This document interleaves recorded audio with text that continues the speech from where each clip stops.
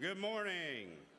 If you could take your seats, it is slightly after 9 o'clock, and I know that people want to get to the beach, so we're going to get this thing moving. It's my pleasure to welcome you and call to order the 307th Board of Governors meeting, members meeting, and plenary session here at the Sawgrass Marriott Golf Resort and Spa, Ponte Vedra, Florida. If you noticed, it's a little warm in the room. Everybody complained so much about it being cold that we went up there and broke one of the chillers last night. They have assured me several times that the air conditioner has been turned back on and the room will continue to cool off as we are here, and I'm sure we will go from too hot to too cold very quickly. A few points of order. This meeting is being live streamed, and so just a friendly reminder, anybody who's capable of logging onto the internet is capable of hearing what we see and do today in this meeting.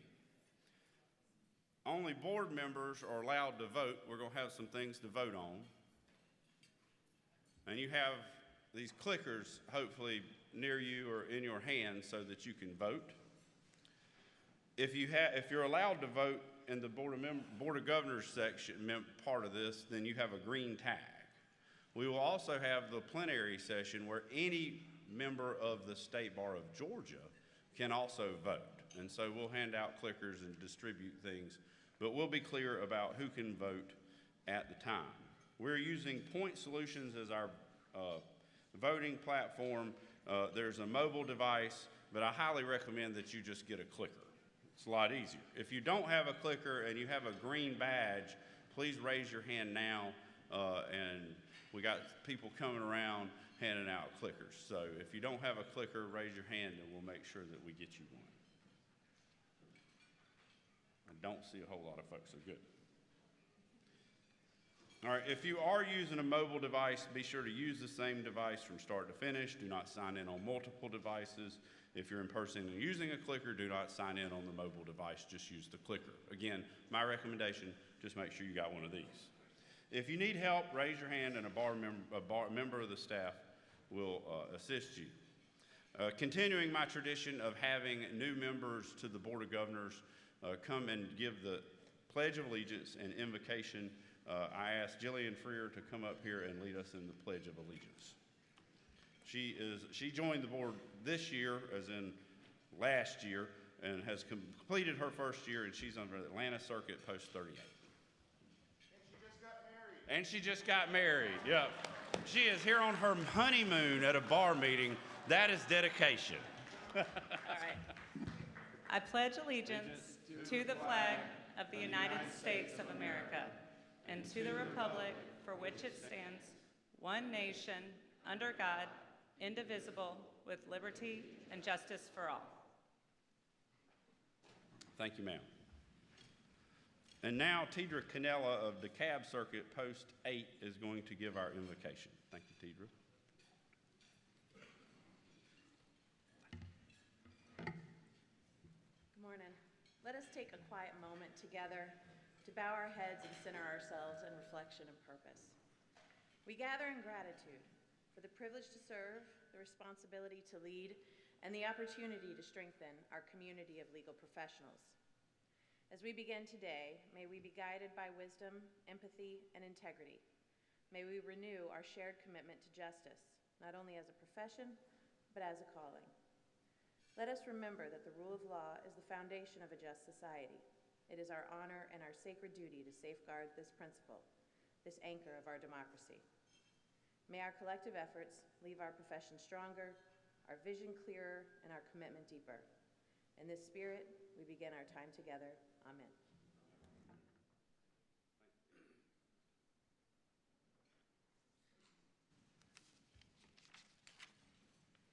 We will next, when you get this many people together, you cause interesting safety and security issues, and we have some important people here. So we have started to integrate a security update and safety update, and so Sergeant Dexter Harden has been helping us with security for a long, long time. We're grateful to have him, and so he's going to come give us the safety and security update. Dexter?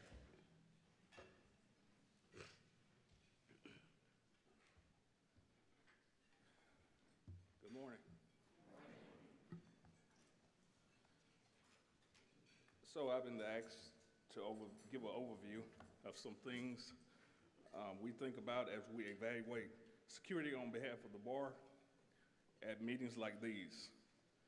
Let me start by saying clearly there is no emergency at this time. Okay? No emergency at this time. This is simply a matter of awareness. The executive committee, bar leadership, and I believe it's important to keep things in mind, keep it in the forefront of your mind as we think about security and prioritize it as such. Also, we are in a new location. Usually we're in Amelia the last several years. So we're in a new location. So thank you. So as you all are valued attendees, we want to ensure that you all are safe and secure. The first time I gave a security update was at the mid-year meeting. We mostly focused on traffic, weather-related issues, because it was snowing, ice. This time, we're gonna just discuss a few other things. Emergency procedures with the hotel was discussed earlier this week. I had several meetings with them. Emergency protocols are in place as well. I am confident in the systems that are in place, so we should have a great meeting. As you have seen in other meetings, we have law enforcement officers outside, uniformed officers, including tonight's and tomorrow's events.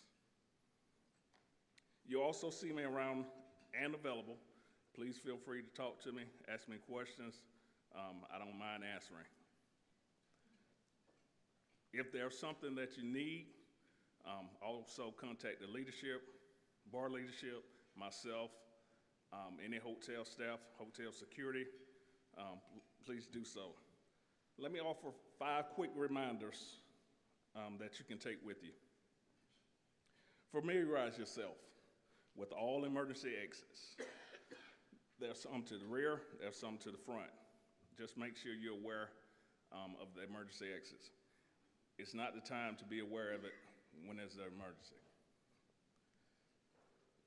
If you see something, say something. That's one of the things that I talk about in one of the trainings I give.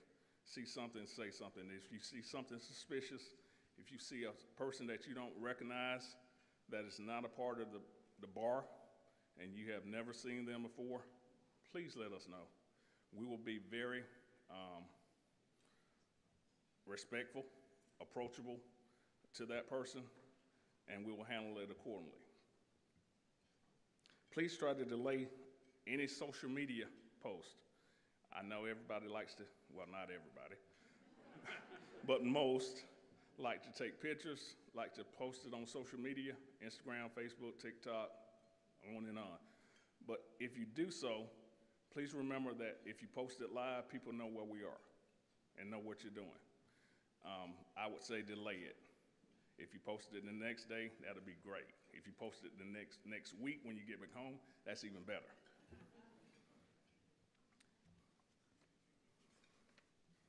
I encourage everyone to keep track of your personal belongings and avoid leaving bags, laptops, or devices unattended.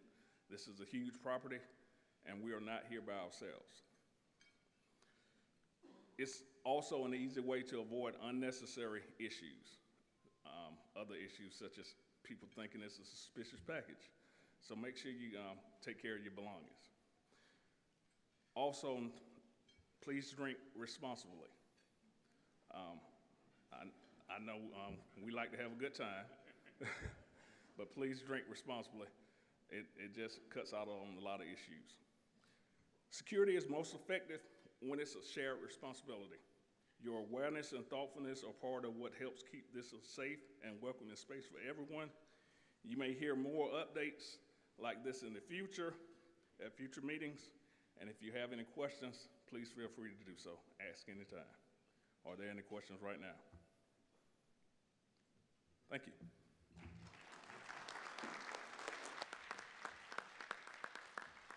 Thank you, Sergeant Harden. And if you see the uniformed police people or troopers or anything, be sure to thank them. They're here for us to help us out. and to make sure that everything goes as planned. One of the pleasures of being bar president is you get sued by people and you get weird emails, so you get to be the tip of the spear of some of the security concerns, and so I'm especially grateful for them. Thank you, Sergeant Harden. All right, we have recognition of our past presidents, judges, and others. Chief Justice Hugh Thompson is here today, retired. I want to recognize him, thank him for making the trip.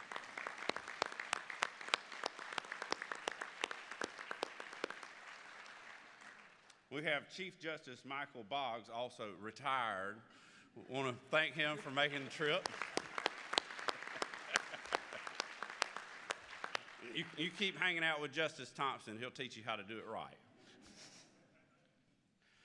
From the Supreme Court, we have our relatively new Chief Justice, Justice Nels Peterson is here with us today.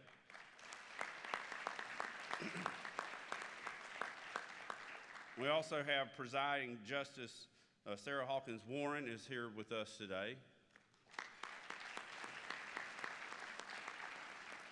Justice Charlie Bethel is here. I'm going to just let y'all see how long y'all can clap. Justice Verda Colvin is here. Justice John Ellington would like for me to tell y'all, go Dogs. Justice Sean LaGrua is here. Justice Carla McMillan. And Justice Andrew Pinson are all here. From the Court of Appeals, and when y'all tell me this is the longest meeting ever, y'all brought it on yourself. From the Court of Appeals, we have Chief Justice Amanda Mercier in the back. Thank you, Judge. Chief Judge, yep. Presiding Judge Ann Barnes is here. I saw her earlier. Also of Macon, Presiding Judge Stephen Dillard is here. And Presiding Judge Chris McFadden is here. Judge Trent Brown is here, as is Judge Ben Land. Judge Todd Markle, Judge Wade Padgett, and Judge Jeffrey Watkins. Finally, we have Judge Ken Hodges. And just to prove my point, y'all don't have to clap for him again, because the past presidents can't rule against you. We also have past president Judge Ken Hodges. We have past president Sally Akins. Oh, y'all, I like it. Past president Bill Barwick. Past president Hal Daniel. Saw Hal last night. Past president Robin Fraser Clark. Past President Dawn Jones is up here in front. Past President Pat O'Connor is here. Saw him earlier. Yep. Past President Patrice Perkins Hooker is here. Where's Patrice? And past President Darrell Sutton is here. And last but certainly not least, he's already got his bags packed over here by Javon, just so you know. He is ready to go. We have immediate past president Tony Del Campo.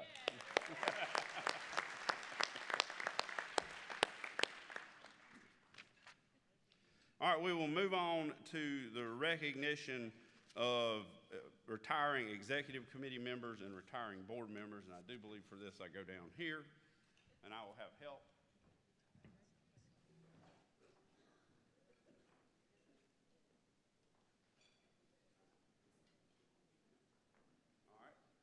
Judge Del Campo, you can go ahead and come on down, and if you want to just take your luggage and your plaque. We have Judge Tony Del Campo for immediate past president with 19 years on the board. Congratulations.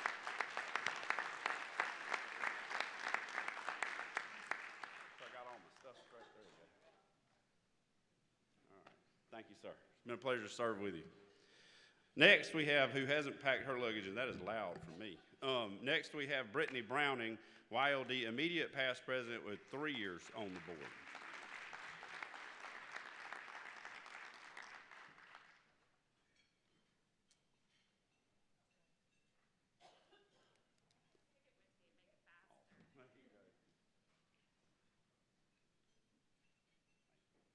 I've enjoyed serving with you, Brittany. All right, next we have Katie Powers of the Clayton Circuit Post 1 with 5 years on the board.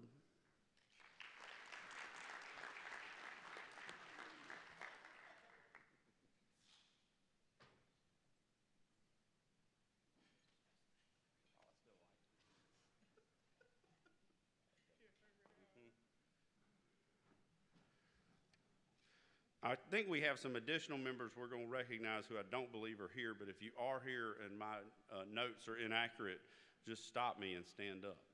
Michael Joffroy of the Alcovey Circuit, Post 1, 7 years on the board. Michael, haven't seen him.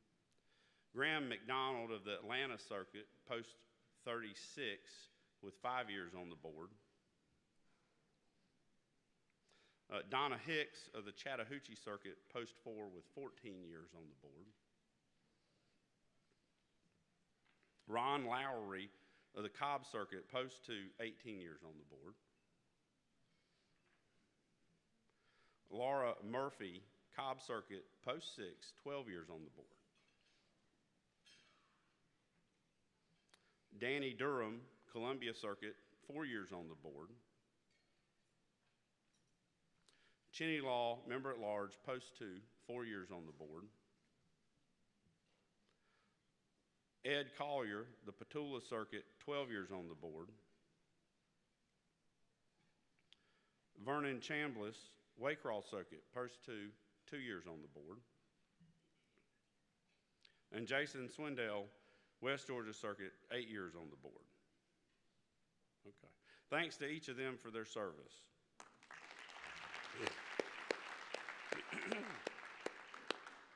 We next have a resolution for G. Pete Donaldson III. I'd like to ask the Honorable Ken Hodges and past President Ken Hodges and Tommy Duck to come forward to present that, please.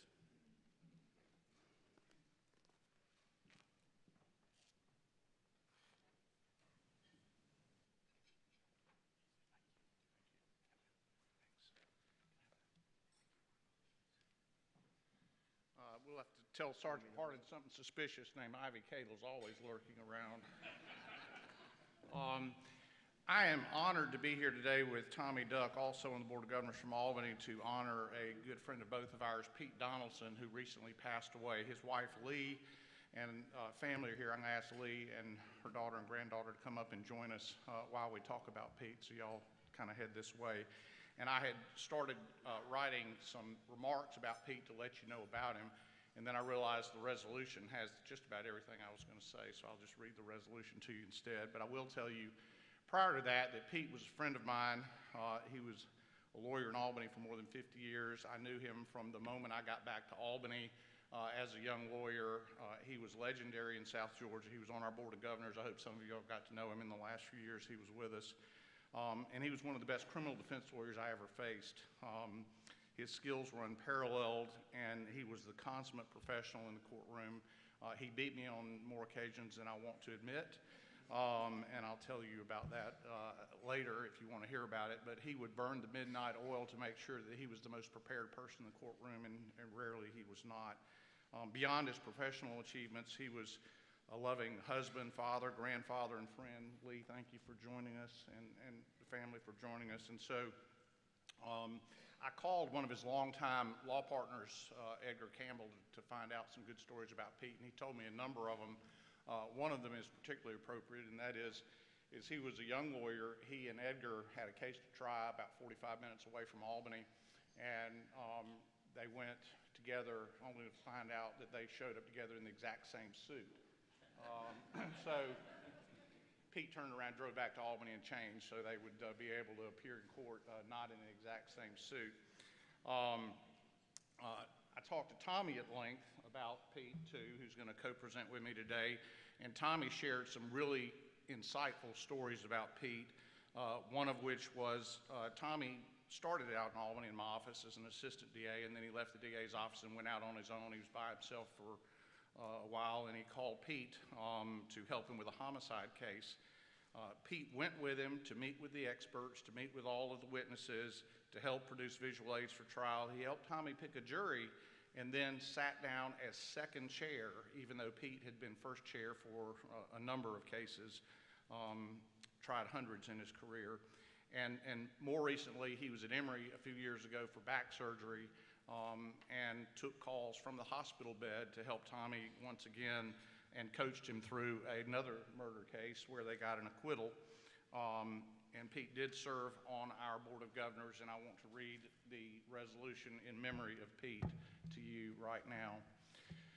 Whereas Pete Donaldson of Albany rendered exceptional service to the legal profession and the justice system during his career of more than 52 years, and whereas Pete Donaldson graduated from Abraham Baldwin College in the University of Georgia and earned his law degree from the University of Georgia, and whereas he was admitted to the State Bar of Georgia in November of 1972, and whereas he practiced law for more than half a century as one of the state's premier criminal defense lawyers and civil litigators on transactional and agricultural issues, general torts, and probate cases, whereas he had an active appellate practice including more than 60 cases in the Supreme Court of Georgia, the Court of Appeals of Georgia, the U.S. Court of Appeals for the 11th Circuit, whereas he represented the Daugherty Judicial Circuit on the Board of Governors and the State Bar of Georgia beginning in January of 2022, whereas he also served as president of the Georgia Association of Criminal Defense Lawyers, the Daugherty Bar Association, and was a founding member and later served as chair of the Georgia Indigent Defense Council,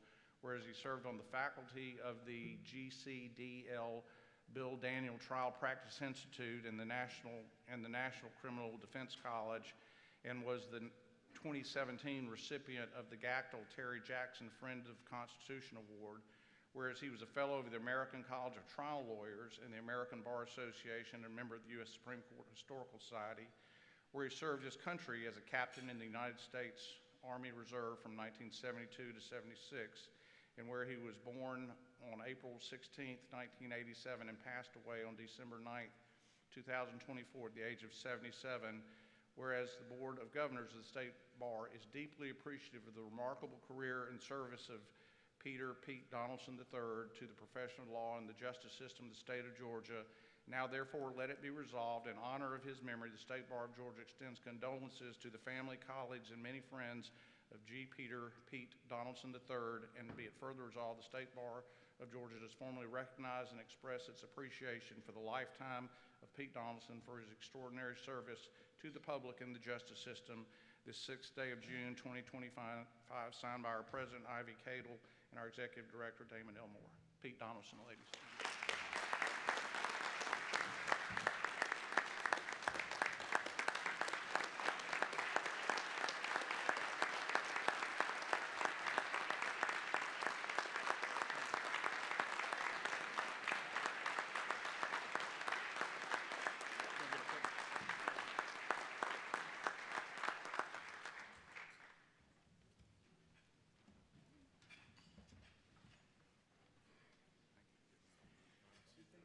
And I do get to see Pete literally every day in my office, and Lee, because when I won the election for DA, Lee and Pete were at my victory party, and there's a picture that was taken by the newspaper in Albany, and that article is on my wall in the courtroom, in the courthouse, and you and Pete are in my office every single day, and it brings a smile to my face. So thank you.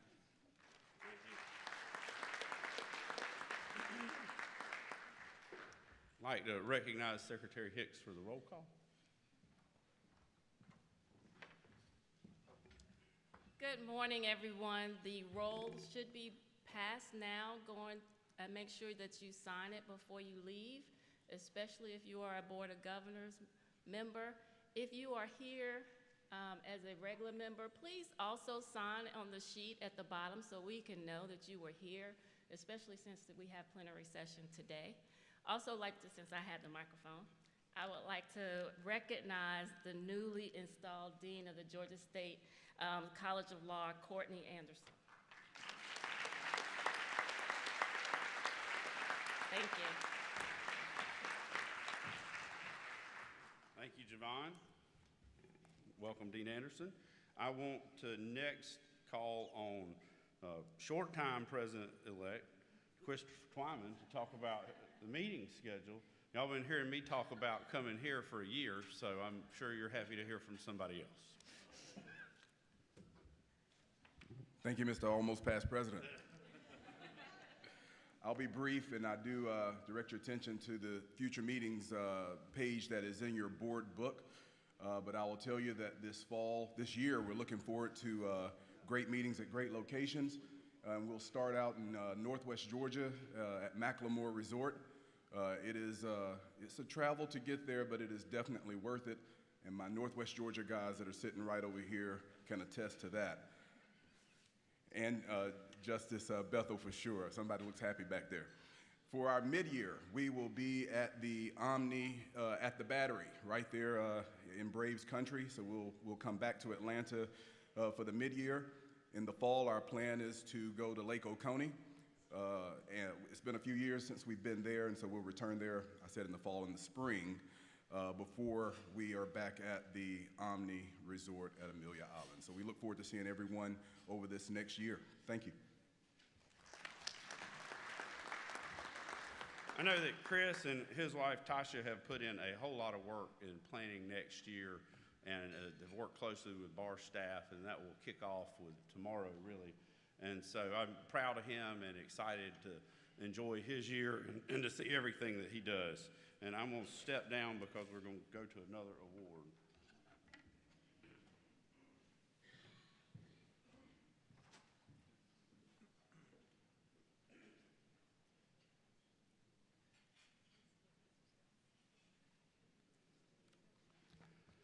We usually do this award on Saturday night, but our recipient has a conflict and we did not want to present it in absentia, as this is a Lifetime Achievement Award. The Distinguished Service Award is the highest honor that is bestowed by the State Bar of Georgia. It is awarded for conspicuous service to the cause of jurisprudence and to the advancement of the legal profession.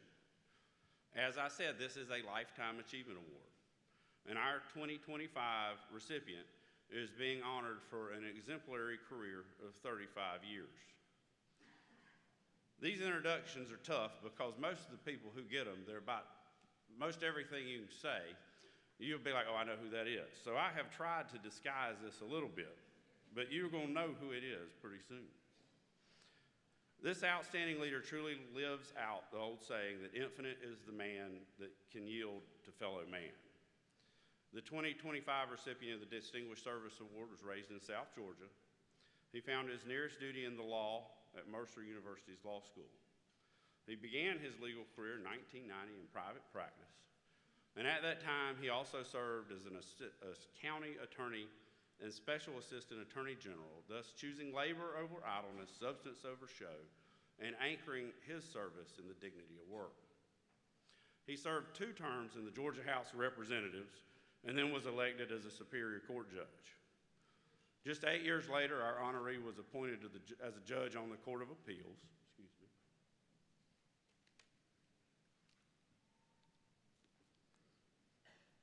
And a short 4 years after that, our honoree was appointed by then Governor Nathan Deal to serve as a justice on the Supreme Court of Georgia. From March of 2022 until his retirement on the bench of March 31st of this year, y'all ought to be picking this up by now, our Distinguished Service Award finally served as Chief Justice of the Supreme Court, and that time led our state judiciary's efforts to improve judicial security, address Georgia's civil justice gap, and respond to the challenges and promises of artificial intelligence and generative AI. Justice Michael P. Boggs, please come forward.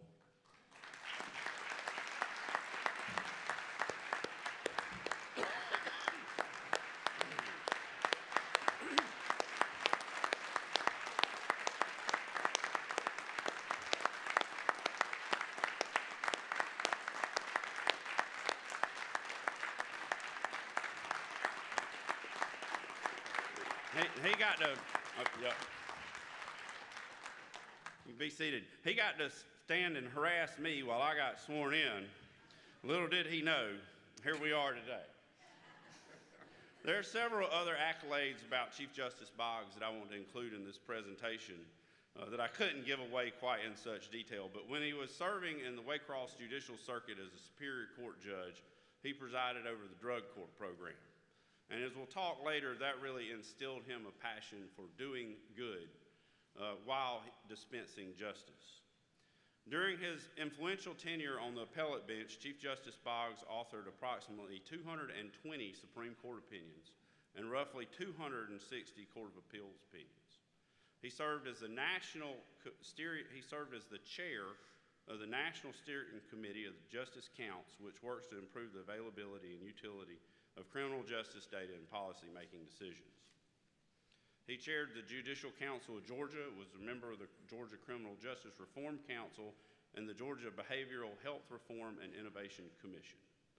Justice Boggs' work with criminal justice reform cannot be overstated. He emphasized the importance of using specific data to inform policy decisions, and his work contributed to averting a projected 8% prison population growth for the state of Georgia.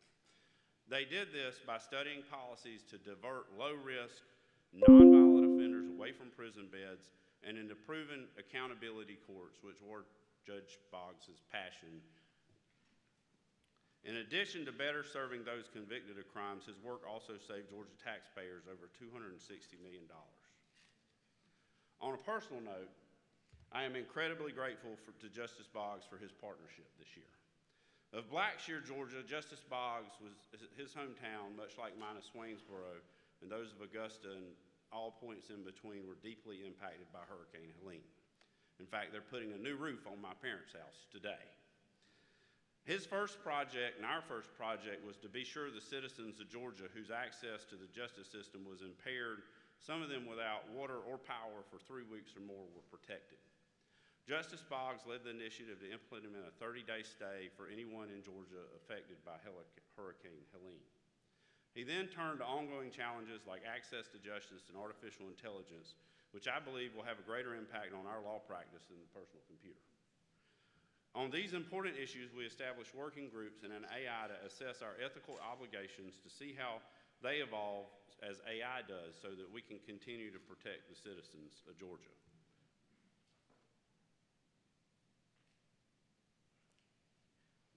Justice Boggs, with this award, the legal community of our state recognizes you. We recognize you to show our consideration and appreciation for the many contributions that you have made over a distinguished career to the system of justice in Georgia.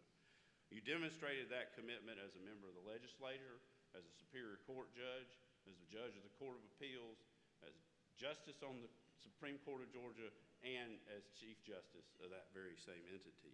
In each position of leadership, you have served not for ornament, but for function, and not for title, but for task. We wish you well going forward in your career. We can't wait to see what you go next, and we are very, very proud of you.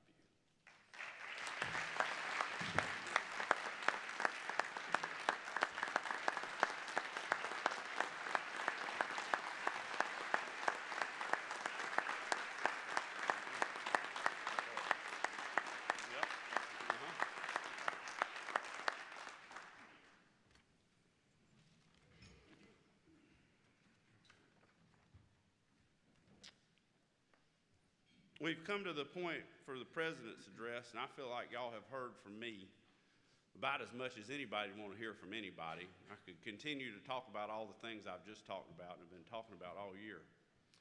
And in thinking about what this presidential address might look like, I was reminded that Judge Del Campo and Judge Lopez did an incredible job last year with the anger translator and whatnot. And so I thought that was quite a tough act to follow, and I've been really thinking on this all year. And I felt like, one, I know that everybody's tired of hearing from me, so I thought I'd let somebody else do this. And one of the things that has really gotten me through this year, in addition to my family, has been my friends. They keep me humble. They don't take me very seriously, and we have a lot of fun together. And so with that, I want to offer you two of my very good friends, Katie Powers and Bert Hummel, who are going to give the president's report, and I'm going to sit here and be quiet.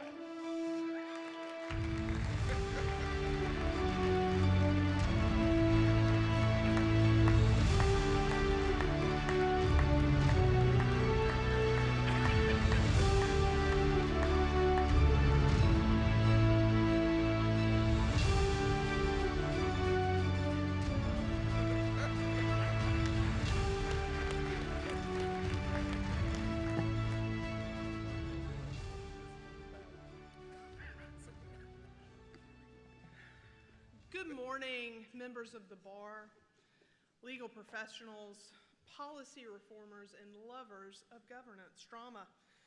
Welcome to the 2025 State Bar Oscars, where we celebrate the boldest, the brightest, and let's face it, the bravest rule changes of the year.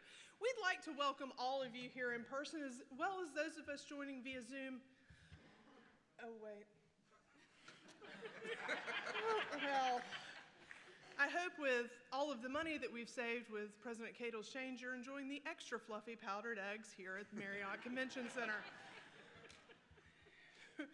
We also hope that you're enjoying the location. As many of you may know, President Cato took the executive committee on a safari on different parts of Georgia. Unfortunately, there are no photos as internet is not fully operational.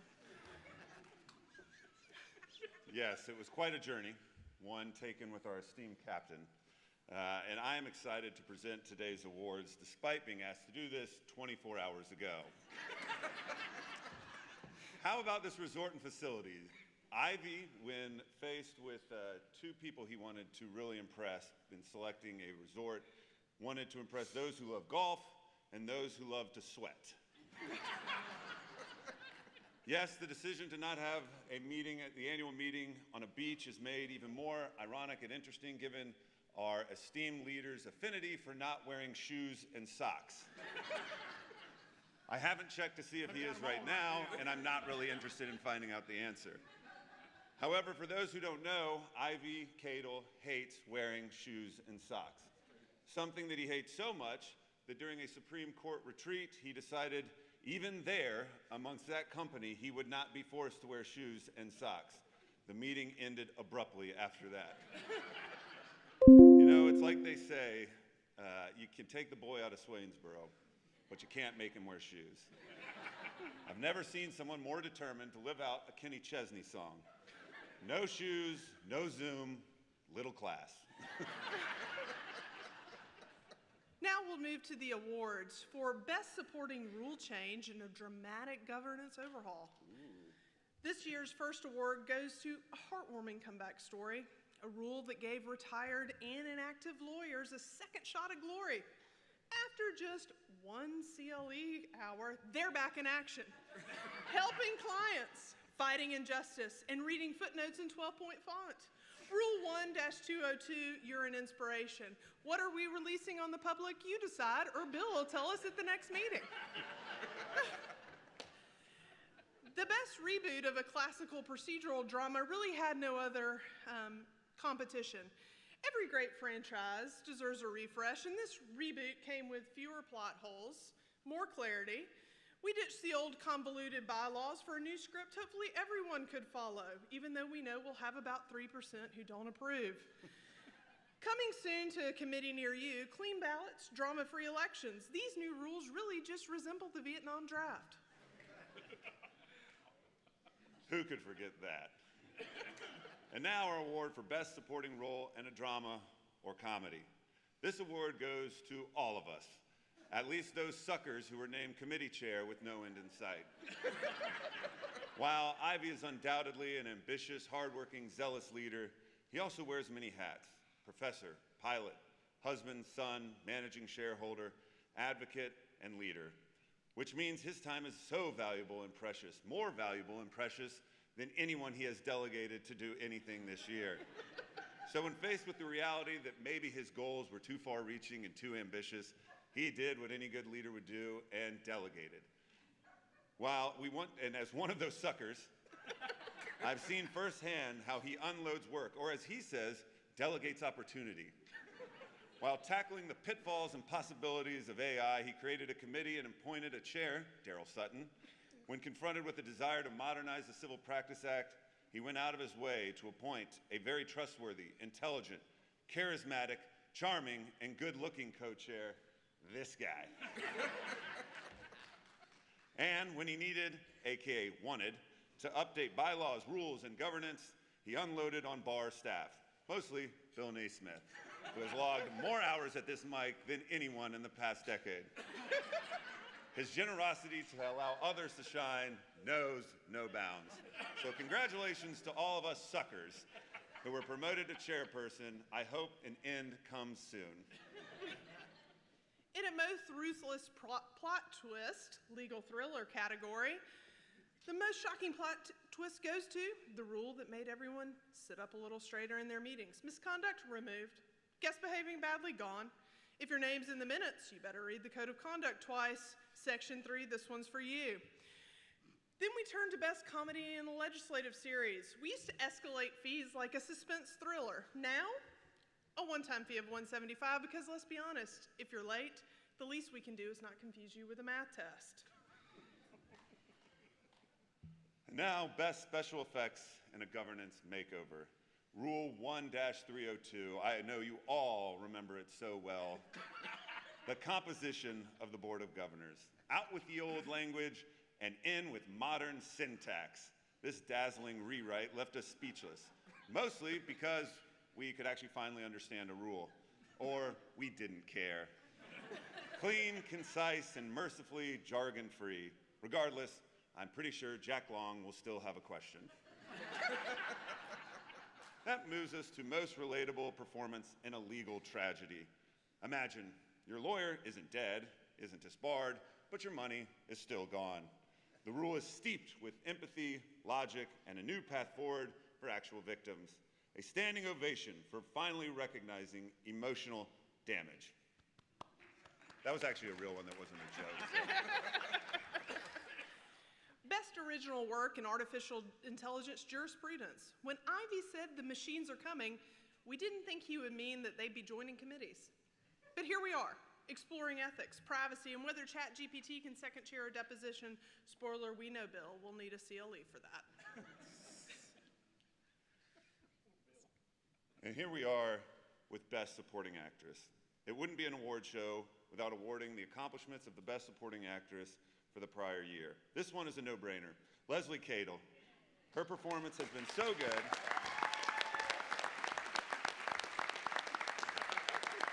Yes. Please. A rounding applause. This could also be a Lifetime Achievement Award.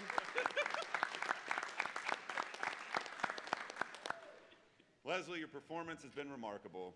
While Ivy's laugh is loud and quite honestly off-putting,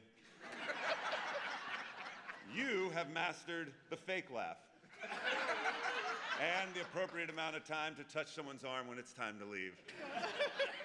But seriously, you have shown you were clearly the brains, professionalism, posh, social steward, and beauty behind the president. And I know that Ivy could not have done it without you. Neither could this bar. So thank you.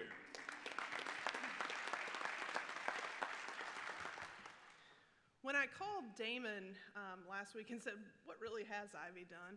The first words out of Damon's mouth were, well, I'm not going to be a part of making fun of him. And I said, well, slow down, no one's snitching you out. I forgot your Boy Scout patch on the way down.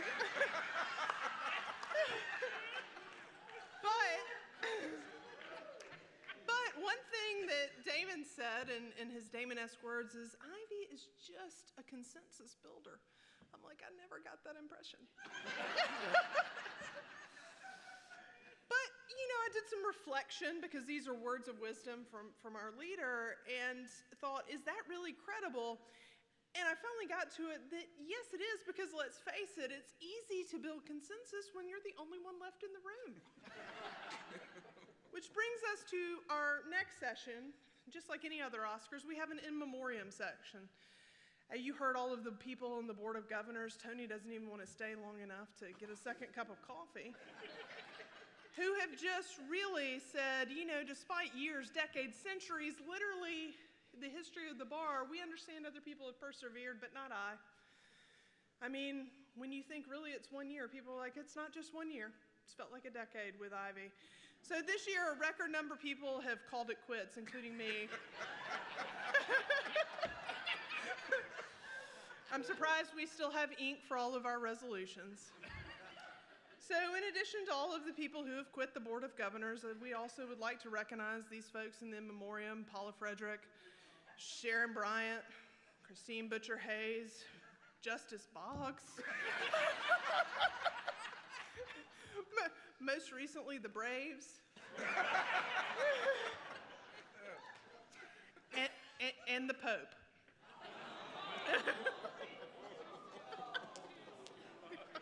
Dear God. And finally, the best leading actor in a drama or comedy goes to President Ivy Cadle. Yes, Ivy is a bold man with bold ideas, and anyone who has shared dinner or cocktails with Ivy as they watched their ice melt or their dinner go cold while listening to a seemingly never-ending story knows that Ivy can be verbose. Far be it from me, however, to judge a storyteller by the time it takes to tell their story. But at some point, my legs will go numb. Despite the tendency to ramble that seems to be innate, Ivy made the bold move to institute a shot clock to keep others in task under their allotted time, one that he wishes he had brought now. As former President Darrell Sutton, also an Ivy Cadle unfortunate appointee, aptly noted, this is not Soviet Russia, and you are not little Putin. Regardless, the irony in Ivy limiting someone else's speaking time will forever be my favorite achievement that he has done this year, as a self-awareness that knows no bounds and is limitless in surprises. So here's to you, President Ivy, for a job well done. Sometimes the jokes write themselves. You have to respect a man who will tell a joke just so he alone can laugh. And by respect, I mean tolerate. And by tolerate, I mean appreciate with caution. Personally, I can appreciate the fact that you can hear Ivy Cadle's laugh from 3 city blocks away. As a father of 3 children, it is the best tracking device I've ever heard of. And it's even more remarkable when determining, should I really enter that room? Well, Ivy, here, if everyone would raise your champagne glasses. I'm sorry, I was told there would be champagne and a live band. Ivy, here's to you and the many empty rooms that will fill your laughter in the coming years. Cheers.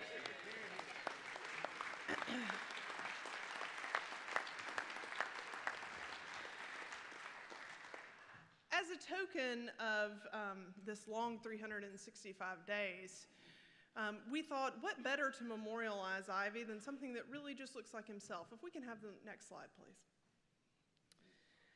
Dignified. You did not hear that in the last 11 minutes, and that was purposeful. This is a wonderful picture of a wonderful family moment. Probably wasn't wearing shoes there either. Of Ivy in his Buc-ee's suit. So we figured, what can we do to donate? And I'm here to tell you, for $187.20, you too can get a presidential portrait to hang in our hallowed halls. And Bert, if you will do us the honors and turn that around, and I believe we also have a slide for those of you who cannot see and need to see it in the back. We've had a presidential portrait for Mr. Cadle. If we can have the next slide. Thank you. Thank you all. That concludes this year's award. Thank you.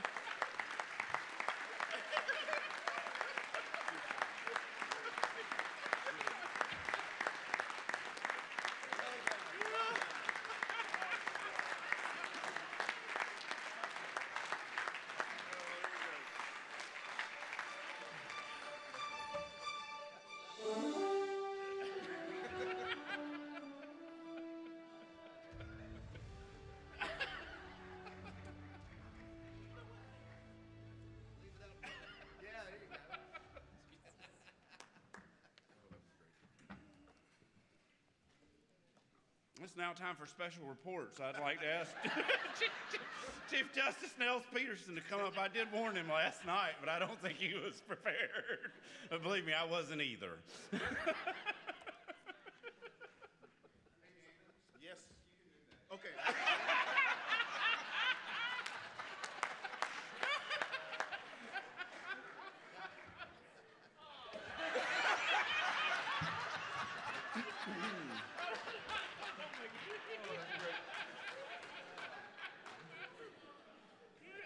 So, I got to say, Ivy, the likeness is uncanny. And I will also say, I was going to follow in your footsteps and invite Presiding Justice Sarah Warren and Justice Charlie Bethel to give my report in my stead, but then we discovered there was a dress code for substitute reports, and they were not prepared. So I invite your compassion in having to follow that. It is an honor to be with you all this morning. Thank you for giving me your attention for a couple of minutes. And I want to start by just acknowledging the reason that I'm up here is that former Chief Justice Michael Boggs left us at the end of March. We are really grateful for him and for his service. And Ivy, I am so thankful to you and the bar for recognizing him in that very appropriate way. We wish him all the best in his new practice at Hunter McLean. And we also look forward to welcoming a ninth colleague when the governor sends him to us. Along with my move to chief, the next most senior justice, Sarah Hawkins Warren, has become the next presiding justice. And of course, she and Justice Bethel are the bar's liaisons to or the court's liaisons to the bar. And so they're the ones who tend to take point on communicating with the bar in between meetings like this. So as y'all have issues, they're the best point people to reach out to for the court, along with all of us. So what is the Supreme Court report at the moment? Well, the most important part of the report is we are working hard on cases. And we are working hard on more cases than we have over the past several years. In fact, direct appeals, which is the lion's share of our docket that results in published opinions, are up 23% this year through the end of May compared to the same time period last year. Cert petitions are up 18%. And disciplinary cases, in which many of y'all assist, are up 33%. And when you already have a court that is as stretched as we are, those sorts of increases are really seriously material. I know the Court of Appeals is dealing with similar things, and we'll hear from Chief Judge Mercier as soon as I shut up. But the point that I want to make before I get into more policy things that we do is that work, the deciding of the cases, is our core function. And we don't talk about that a lot during these sorts of presentations because under the Code of Judicial Conduct, we can't talk about individual cases, and nobody wants to hear about sort of generics because it's not interesting. But as I talk about the more policy-related things that we're involved in, don't lose sight of the fact that it is the deciding of the cases consistent with the law that is our core function. And with that disclaimer, here are the other things we've been up to. The Judicial Council Standing Committee on Security, led by Justice Sean Ellen LaGrua, we know that judges around the country and at all levels are facing unprecedented threats to their personal safety. That is a very real thing. And some of the people in this room have experienced that personally. And I am really grateful to Justice Boggs and the court for recognizing the need to create this new standing committee of the Judicial Council to, for the first time, really take a concerted statewide effort at focusing on judicial security.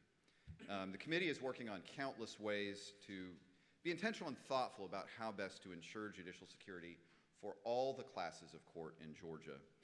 There's been a real focus on training, and we're grateful to our law enforcement partners at JIPSTIC and other law enforcement agencies who really have just taken this role seriously and have done a lot of work with us to develop meaningful training for judges in security.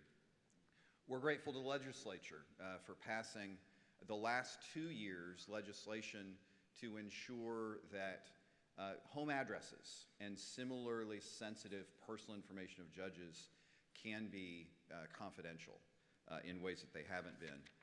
And frankly, they're working on other ways to ensure judicial security that are better not detailed in a large group setting. And so I'm just very grateful to Justice LaGrua and that committee and those of you who serve on it for all of that hard work.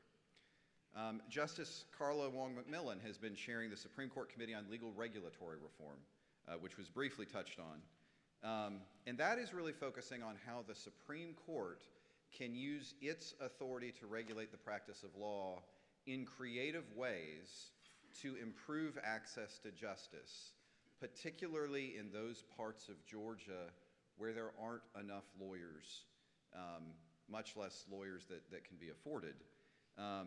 And I want to give a special thanks to Damon and to the bar team that have been providing a lot of assistance to that committee.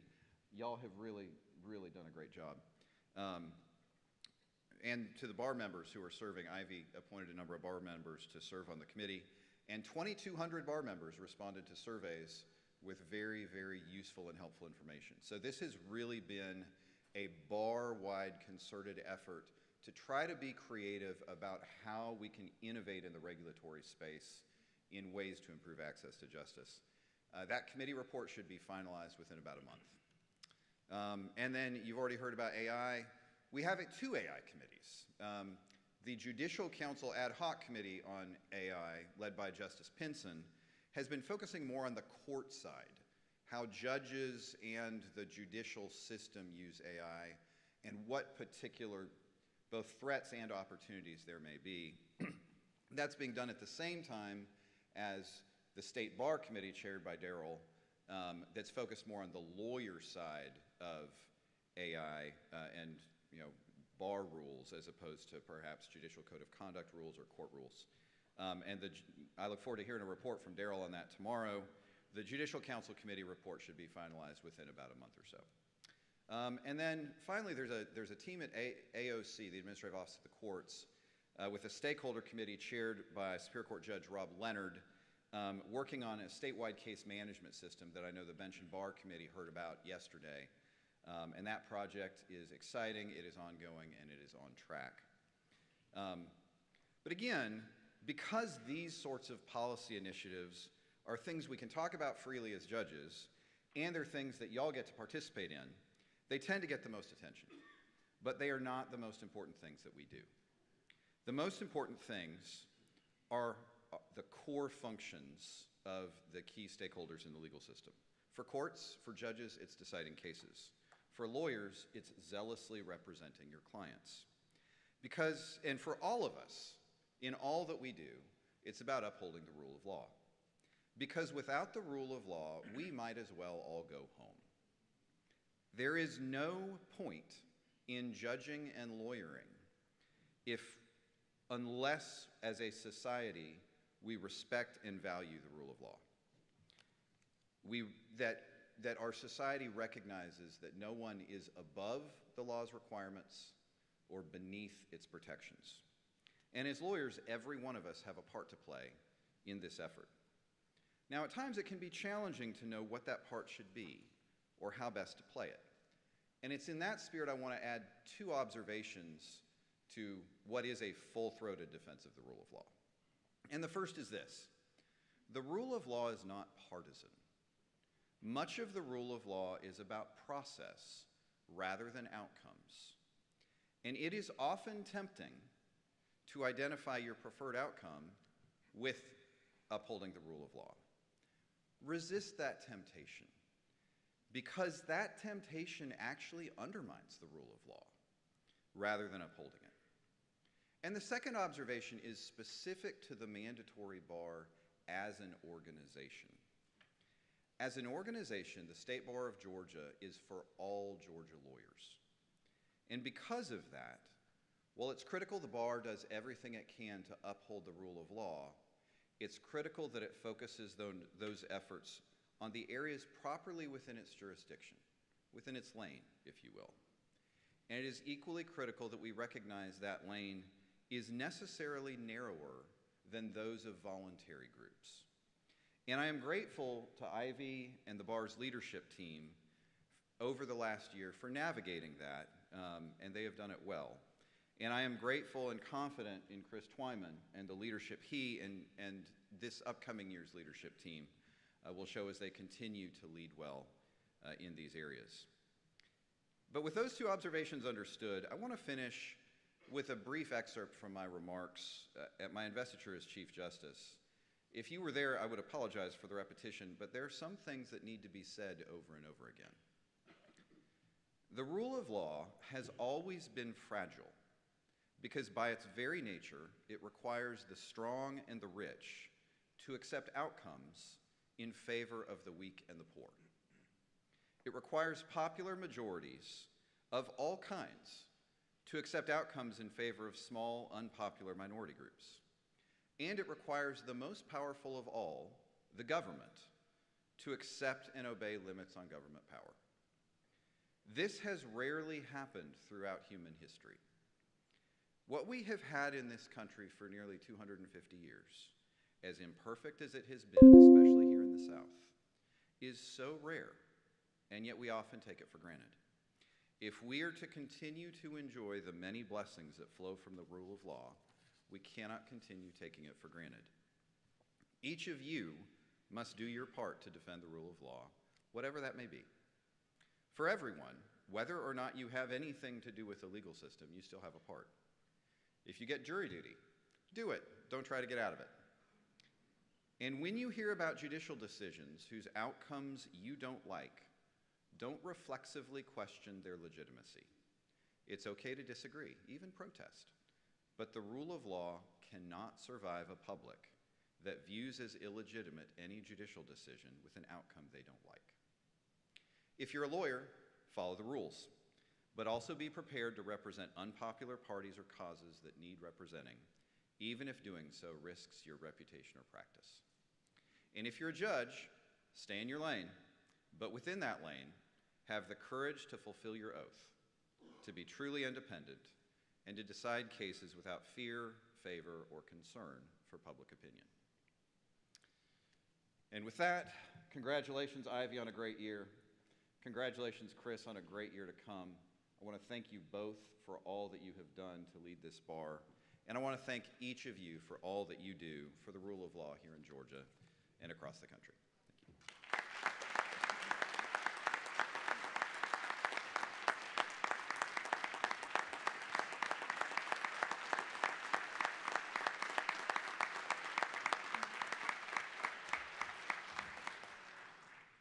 Thank you, Chief Justice Peterson. We have appreciated the partnership with the court this year, and much of that has led to the success that we have achieved. Next, we're going to hear from the special report on the Court of Appeals of Georgia, and Chief Judge Amanda Mercier will be delivering that report. Come forward, Chief Judge. Chief.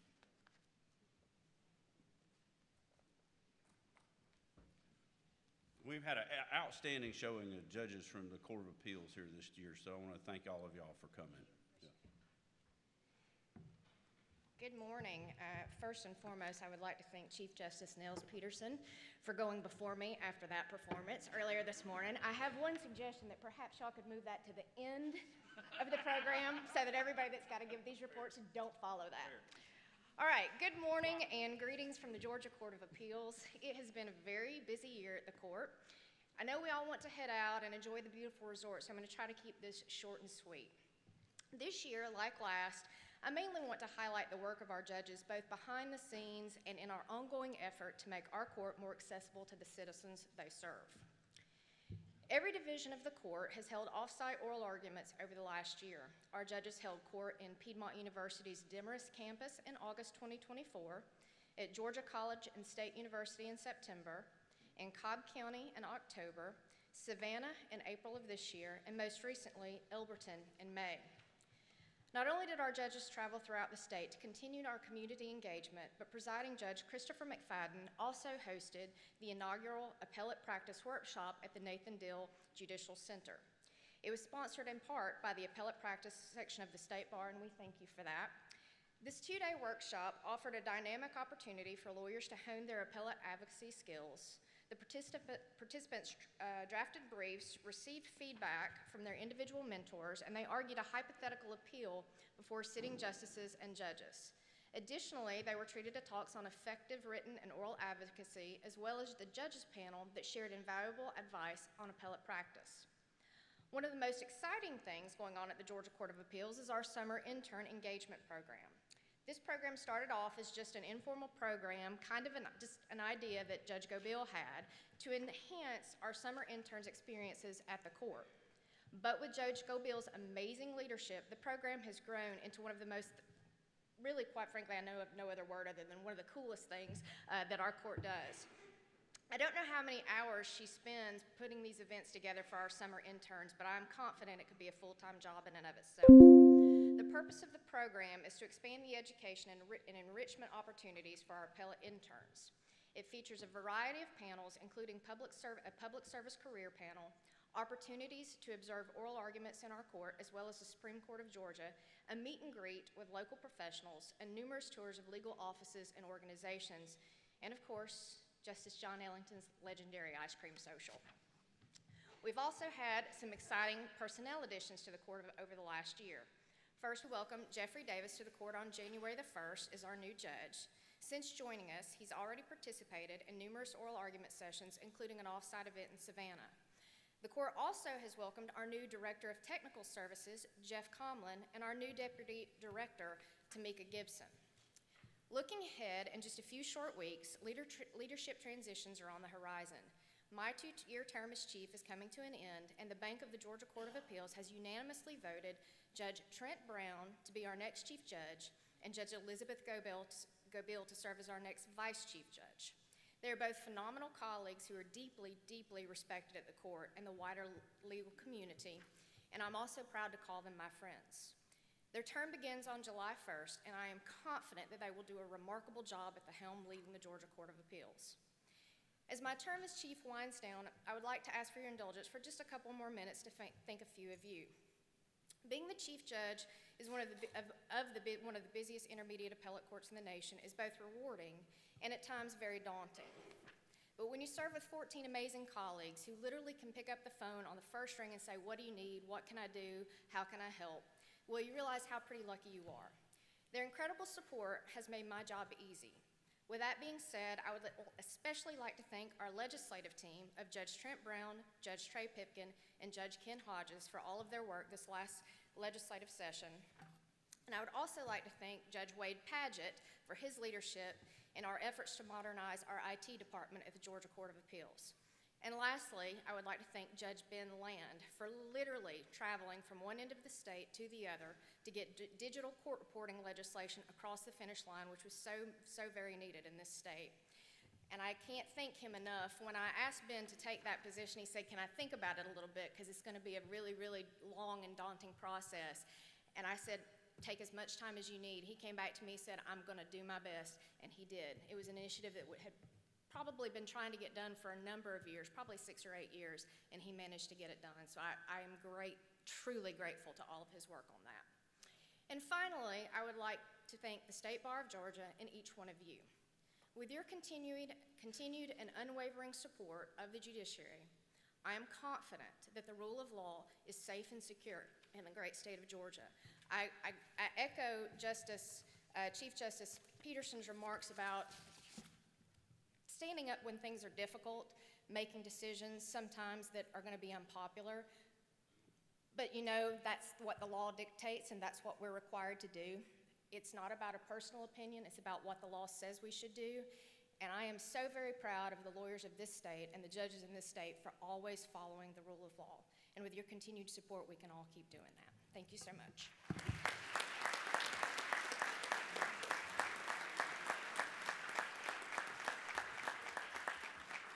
Thank you, Judge Mercier. Next, we have Sam Hatcher of the Executive Council of the Office of Governor Brian Kemp, who's going to give us an update from the governor's office. Sam, thank you for being here. We look forward to hearing from you.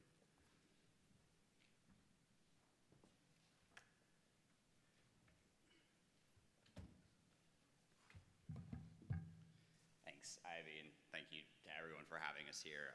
It's always a pleasure for our office to be here, and it's a highlight we look forward to every year.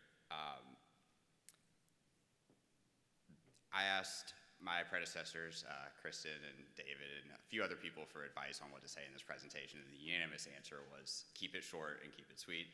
So this will be brief, but as some of you may be aware, it was a pretty busy session for the lawyers in the Capitol this season.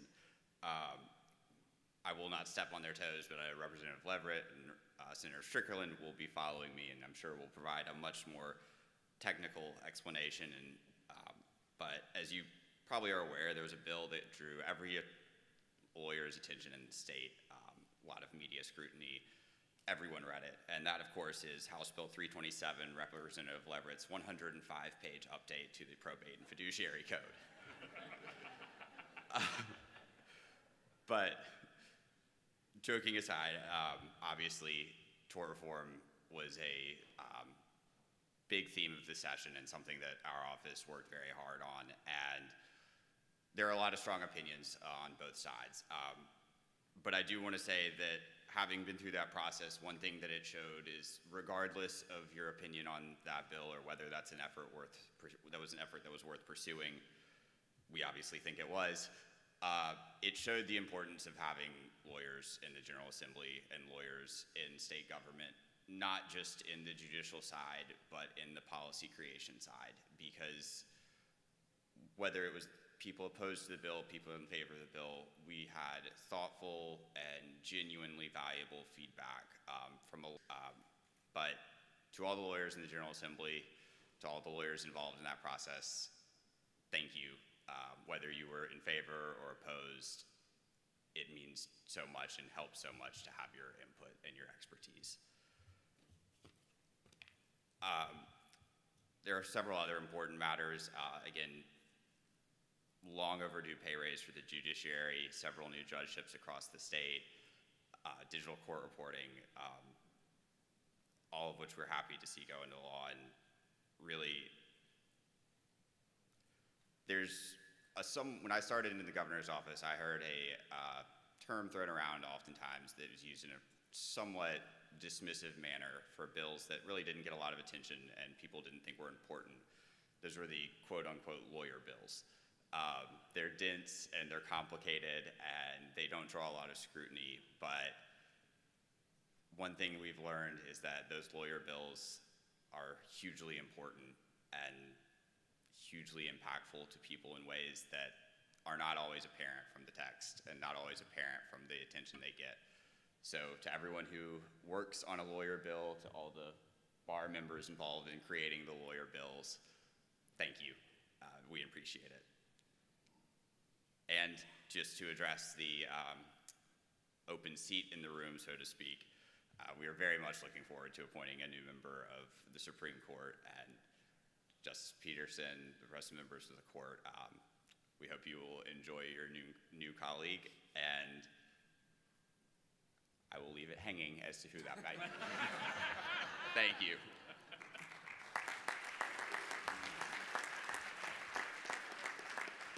Thank you, Sam. I'm sure everybody in the room is looking forward to hearing that announcement. Next, we'll have an update from the Georgia General Assembly. The House Judiciary Committee report will be delivered by Representative Rob Leverett. And a quick program update while he walks up. Senator Brian Strickland, the chair of the Senate Judiciary Committee, had a conflict today, so you will get to hear from him tomorrow. But today we're grateful to hear from Representative Rob Leverett. Thank you, sir. Thank you, and good morning to you. It's a pleasure to be here.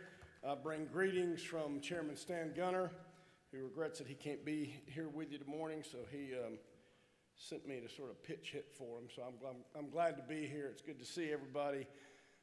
You know, on the Judiciary Committee, it's sort of like that old joke about the lawyer who's making a presentation to an appellate court, and she's making a statement about sort of affirmatively just what the base law is, and one of the judges leans forward and says, well, you know, counselor, that is not the law in this state, and the attorney says, well, with all due respect, Judge, until your honor just spoke, it was. That's kind of the way we are in Judy. We actually get to get to occasionally make some laws, even though they don't become effective passing out of our committee. It does sort of set that in motion. So this year we had a busy year. We had about 77 bills assigned to House duty.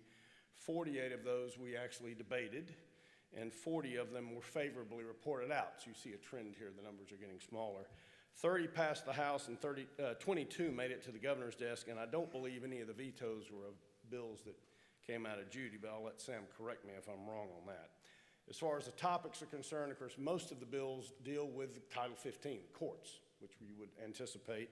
Well, I say most, I guess a plurality of them. About 20 of those amended statutes in Title 15, about 20 Title 44 on property, and then it sort of drops off precipitously from then. 9 of them were Title 19, domestic relations, and it goes on down. With respect to the things we did to the courts, we added 3 new judgeships in the Alapaha, Douglas, and Augusta circuit. We also, I'm going to talk a little bit about this because it was my bill, we reformed the structure of pay for Superior Court judges and statewide judges as well. That was House Bill 85 and 86, which I want to thank, well, thank you. I was very pleased to sponsor that bill. I want to thank Majority Leader Chuck Efstration for allowing me to be involved in that initiative. It's one that I think he was the initial point of contact, and he spearheaded, and we appreciate that greatly. And we also, that set up the structure, but they didn't put any money in the pot, and the Appropriations Committee did all that, so we appreciate their actions there. We also did, some mention's been made of digital court reporting, Judge Land's bill, I call it. Conceptually, I think that is sort of, it sets up an authorization to allow digital court reporting in certain cases, but the detail, the granular detail of how it will happen and when it will happen and what are the standards, my understanding is that's going to be done at the sort of in the uniform rules of each of the applicable courts.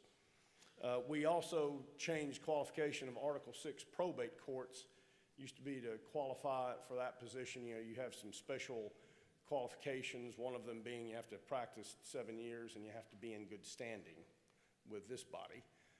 And so we required that be, you have to satisfy that particular criterion at the time of qualifying now, and you have to submit an affidavit as to that. You can't just qualify and then try to get paid up by the time the election rolls around. We also have, we tinkered some with the provisions allowing personally identifiable information of judges to be shielded from, you know, public-facing sites. We kind of restructured that a little bit. Authorized military judges to issue stalking protective orders, so that can be done in military courts of justice now. Made magistrate judges nonpartisan. That was House Bill 426. We tweaked the grandparent visitation statute a little bit, and we did pass Religious Freedom Restoration Act, which basically says the government can't substantially burden someone's exercise of religion unless it can demonstrate the application of that burden is in furtherance of a compelling governmental interest and is the least restrictive means. So we'll see how that bill works out. House Bill 36, again, one of my bills, which I will talk about because that's my prerogative today. It expands the list of healthcare providers who can provide an evaluation and a guardianship and a conservatorship. And I think it's vitally important legislation because there's a backlog right now because the professions who can provide the evaluations often aren't able to do it and aren't responsive when the judges request it, which is understandable. They've got very busy practices and existing patients they're trying to see. But we're hoping by expanding that list a little bit, we can clear that backlog, because for any of you who do that work, you know there's a, you know, delay in those cases isn't good for anybody. They are very, very emotionally wrenching cases, and we don't need to let that keep lingering. We also allowed for direct appeal of rulings regarding applicability of certain immunities and privileges, but you got to do it within 30 days. And Sam did steal my thunder on the fiduciary law section bill. That was probably the heaviest piece of legislation that I was able to sponsor this year. I would talk a little more about it, but I'd have to send you all back to your rooms to tell your families you love them before you come back here and listen to all that. But it is very important legislation, and I was aided so much by the bar. by Kyle King and Nick Jurgic, who helped with those presentations before the two judiciary committees, and I want to thank them for that. And I believe you'll be hearing more about that bill. And then, of course, tort reform. So that actually did not go to judiciary. It went to a special subcommittee of the Rules Committee. And during the session, when that bill was starting to come to the House, I was talking to Chris Riley. I said, Chris, what are y'all going to do with tort reform? You going to put it in Judy? You going to do something special with it because it's governor's priority? He goes, well, it's governor's priority. We're thinking of forming a special subcommittee of the Rules Committee to actually hear that bill. And I said, that's a really good idea. And he said, yeah, and we're thinking of having you chair it. And I said, that's the dumbest damn thing I've ever heard of. And what the hell did I do to you? But anyway, so we had very extensive hearings. If any of you followed them, they were long. So there were two bills. There was Senate Bill 68, which is the one that, to me, is the more what you would traditionally think of as tort reform type legislation. We tinkered some with a few sections in the CPA. We changed a few evidentiary rules. The biggest one, of course, being collateral source. That was a big change. And we also their seatbelt use evidence is now admissible, and we provided for bifurcation of trials, even beyond the punitive and compensatory phase, but it can be liability and compensatory, but there's some exceptions. And then the big substantive change was to what I think is referred to as negligent security. So if you've looked at the bill and have some concerns, I've got Sam's phone number. Please feel free to call him. But no, I'm glad to talk with anyone after if you would like to chat about it. We hope it will help what has, I think, been perceived to be some issues there. And then 69 was the one that regulates litigation financing. So these are not like loans where you get a loan to, redo your office space or buy a new copy or whatever. These are fairly unique kinds of financing where people are basically buying equity in litigation. And so it's now going to be regulated. That bill doesn't take effect until January 1 because it requires a licensing process, and the Department of Banking is going to be the one issuing the licenses, and they've got to get tooled up for all that. So, so we'll see how all that goes. One thing I would mention to you is there is a website. The General Assembly has a website. If you just Google Georgia General Assembly, it'll take you to it, and it's a great website. You can search for bills by number. You can find out your legislator. You can get contact information for legislators.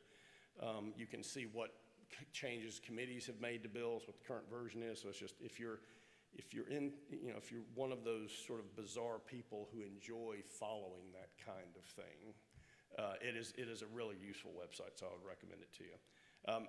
It is an honor for me to serve in the legislature. It's something I've wanted to do my whole life. I hope the people of House District 123 will continue to have temporary lapses in judgment, allow me to continue to do this. And it's a pleasure also to work with bar personnel on the so-called bar bills. They are people, so a lot of the non-lawyers do roll their eyes, but they are extremely important bills, and we need lawyers in the legislature. So thank you again for letting me stand in for Chairman Gunner. I appreciate it and hope you all have a great meeting. Thank you so much.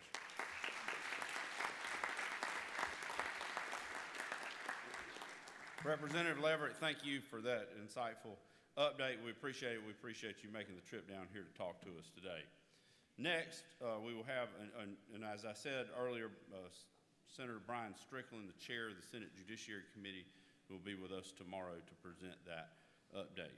And with that, we move on to the informational reports, and the first one is from Kenneth Mitchell on what the Young Lawyers Division has accomplished this year, and it has been a lot. So with that, I yield to President Mitchell.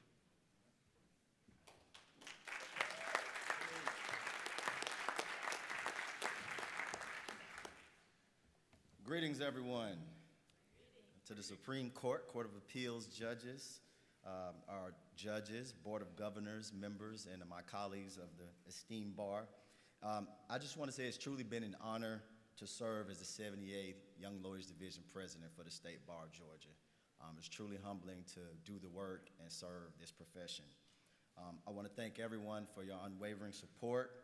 It's been a privilege, and I'm incredibly proud of the progress we made together.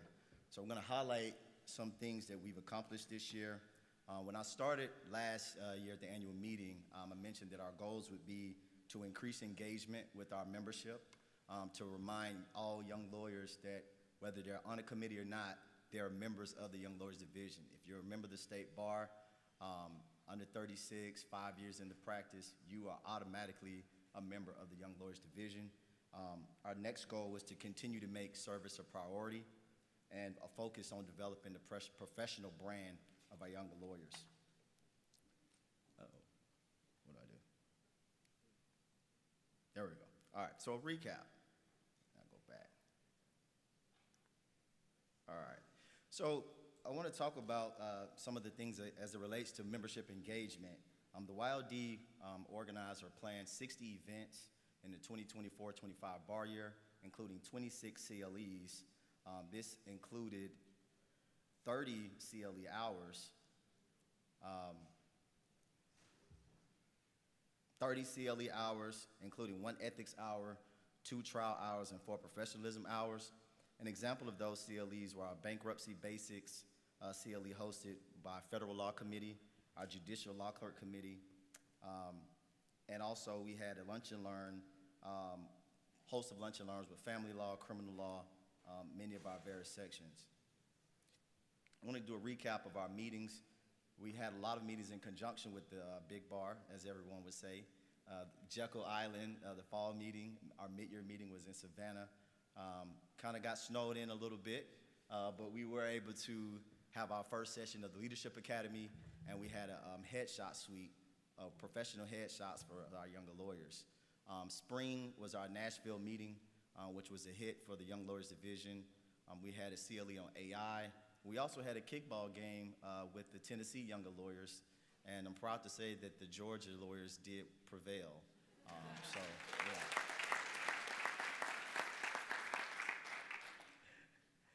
And let's see.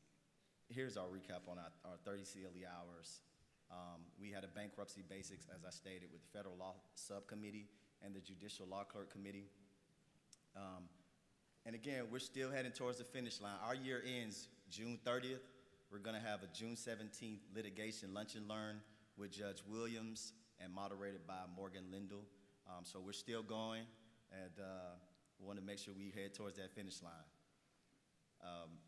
Again, we had more than 20 networking events, and those were, we had a Judges Aren't So Scary panel. This is on Halloween, as you can see. It was really well attended. I think it was at Manny Aurora's firm, hosted by our criminal law committee. And so just to kind of get young lawyers comfortable with engaging with the bench and the bar. We also had networking on the pitch, the Atlanta United soccer game with our Women in Profession Committee, which was a very well-attended event as well. I like to think it was good luck because Atlanta United won. Damon reminded me that it was not a great year for Atlanta United. So YLD still helping Atlanta prosper. Go to a Braves game. All right, we need to go to a Braves game. Yeah. Here are some of our photos of our younger lawyers. And our Labor and Employment Law Committee also had a mix and mingle. They actually did a lot of great work this year. We also kicked off a social media campaign which introduced our followers and the people who support us to our officers and directors. We believe this really helped engagement with the bar. These initiatives have fostered greater community among our members and provided valuable resources for professional development. And here's some of our service projects. At the fall meeting, we had Hand in Hand of Glenn, which we donated personal hygiene items to a tiny home community in Glenn County. We had Trees Atlanta, where we were able to plant trees with our community service committee, and also we donated hygiene items as well, and I don't even have the great word for it, but what was that, Damon? Personal care items for people that are unhoused. Additionally, we had a Wills Clinic, Meals That Heal, and May the Wellness Be With You. So a lot of activities to help service, and I wanted to continue to make service a priority as we continue to say that we are the service arm of the bar.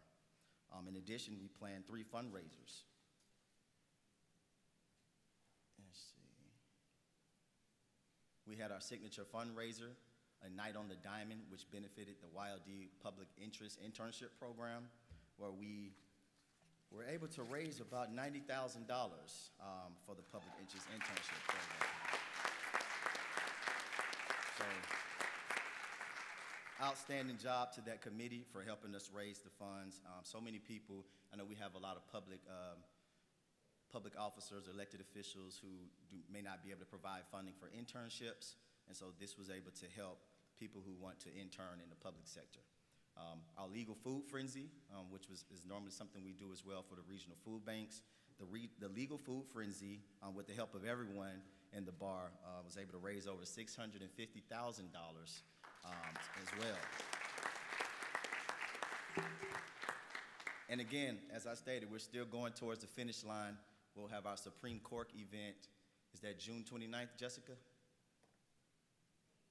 27th, June 27th, Supreme Court, which benefits AVLF, and that will be held at the State Bar. And here is our signature fundraiser logo, which was held at Truist Park. Legal Food Frenzy. All right. We also had our competitions, our mock trial, moot court competitions, and the National Invitational Mock Trial competition as well. So I want to recap some of our committees. The Labor and Employment Law Committee and the Women in Profession, they were very, very active. They planned 5 events. The Ethics and Professionalism, Law School Outreach, and Litigation Committee planned 4 events. And our Solo Practice Small Firm and Sports Law Committee planned 3 events. Again, our mission for the year as far as professional branding, we had professional photography at YLD events and Headshot Studio by Envisioning Freedom Photography. Thank you for your work. They're here now. We had a CLE on building your brand with, I think, Attorney Justin Miller and Dana Thomas and Jason Wiggum. We had branding with integrity CLE with Attorney Shariki Jones, Lester Johnson, and Tony Del Campo. Just talking about how to have integrity while you brand. We know there are a lot of challenges today with social media where people get to advertise themselves, and so we were able to get some wisdom from our attorneys on advice with branding with integrity. We also organized swearing-ins with the Middle District Court, the Southern District, and the Supreme Court of Georgia. And again, we increased our engagement on social media. In addition, we have our Leadership Academy, which has 6 sessions each month, and they've been able to really get the support they needed from our bar. So we appreciate everything the bar has done for us. This has been instrumental in equipping our members with the tools they need to excel in the practice. All right. And with that being said, I just want to express my sincere gratitude to the officers of the entire board of directors for their invaluable guidance and support. Special thank you to our staff, Jessica Oglesby and Jamie Goss. They definitely worked tirelessly behind the scenes to make our initiatives a reality.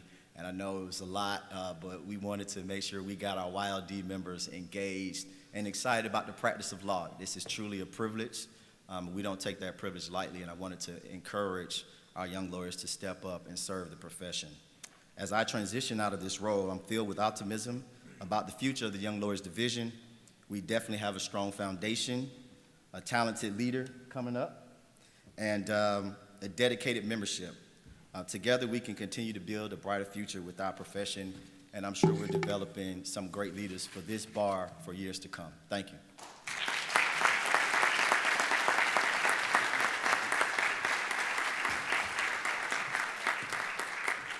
As you can see, it has been an incredibly busy year for the Young Lawyers Division. I've said it before and I'll say it again. Thank you for the great job that you have done and the work to engage our young lawyers in the next generation of leaders of our bar.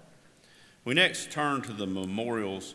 They're listed on pages 34 and 35 of the meeting program, which is not your board book, it's this little thing. There are more folks there than we'd like to have. And so if you'd like to read their names, they're on pages 34 and 35. But if you join me in a moment of silence and remembrance of them, I'd appreciate it.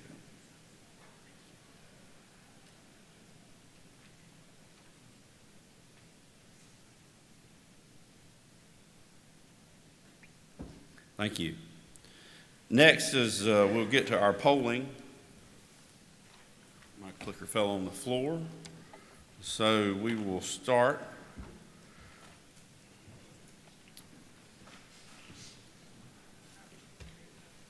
That's you. This has been the longest meeting we've had with no polls, so it's kind of got to reorient. All right, so here is your poll. We're going to test the clickers to make sure they work, so you don't have to feel compelled to vote no on something just to make sure the clickers work. Yes. Oh, yeah, all right, this is the point where if you don't have a clicker or you came in after the clickers were passed out, Dawn needs one, if you'll raise your hand. So this is for the,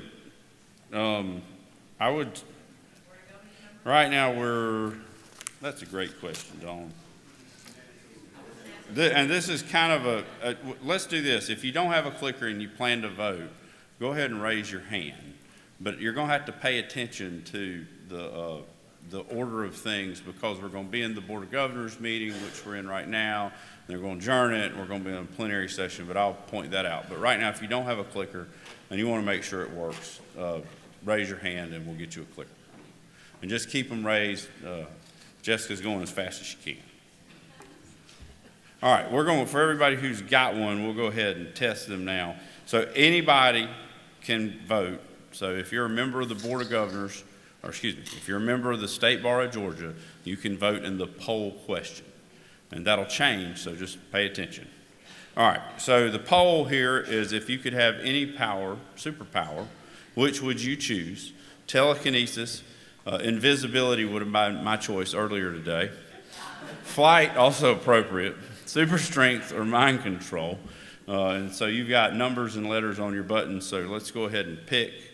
And I usually keep these open once until we get a number of responses that plateau, and then we will go ahead and let it go. We got 113, 114, so you got about 3, 2, 1 to vote, and we're going to go ahead and publish the poll. All right, everybody seems like mind control. I don't know what's going on in your life, but okay. There was a wellness meeting earlier. Perhaps you should go check that out. Javon, there's some new material. All right, great.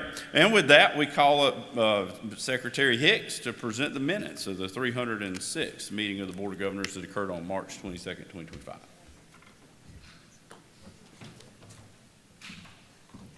I was one of the ones that voted for mind control.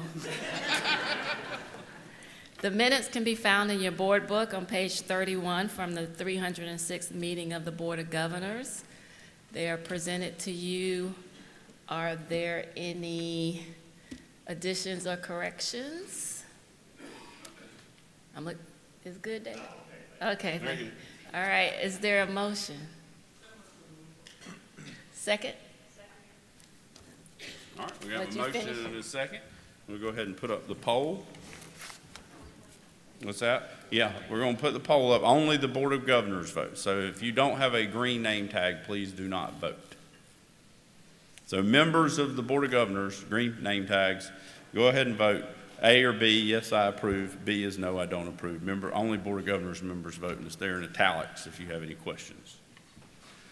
All right, and we got 88. All right, we'll go ahead and publish the poll. All right, 2 do not approve, and very good, but the 87 who voted to approve win, so moving on. And your clickers work for the 2 of you who voted no. And you didn't have any, I just want it noted for the record, there were no corrections, but 2 people voted no. Next time, maybe speak up with corrections. All right, you can tell I don't have much longer to do this. All right, we're now going to adjourn the 307th Board of Governors meeting, and we're going to call to order the plenary session of the membership of the State Bar of Georgia. So while the plenary session is open, that means anybody who is a member of the State Bar of Georgia may vote. With that being clarified, I will call on Bill Gentry, our treasurer, and Bill Neesmith to talk to us about the establishment of the Senior Lawyers Division. And pay attention, because we're going to go in a plenary session, Board of Governors, we're going to go in and out. So this is a little convoluted, but our bylaws require us to have a member vote for certain bylaw change, and then rules changes are under the Board of Governors and et cetera. So we want to make sure we keep it straight. Thank you, Bill. Bill and Bill. Well, good morning. First slide is up. So our vision is that older lawyers in Georgia can wrap up their careers with dignity, remaining relevant, active, and vibrant, relevant and active in their communities. If you're not already in that group, if you're not yet over 55 years of age, you will be. And so our vision reaches every lawyer in the state of Georgia. But it's not just about helping lawyers retire. It's about improving the lives of older lawyers before they choose to retire as well. Over 12,500 Georgia lawyers are age 55 or over, actively practicing Georgia lawyers. That's 30% of our total number of active lawyers of almost 43,000. Second slide, please. So over the last 5 years, more than 50 lawyers have been working on this project to create a senior lawyer division. Let's thank them for their hard work.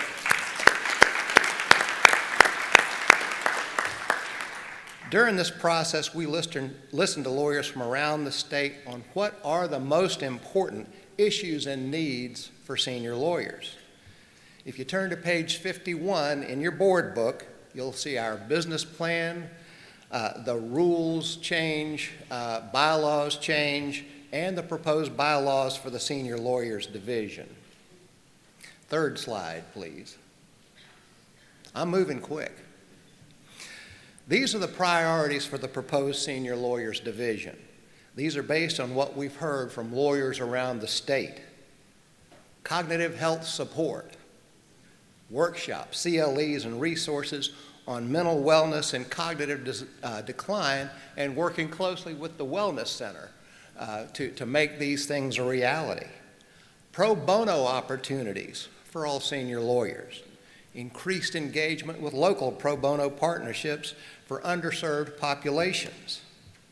Social connections and networking in the later stages of their careers.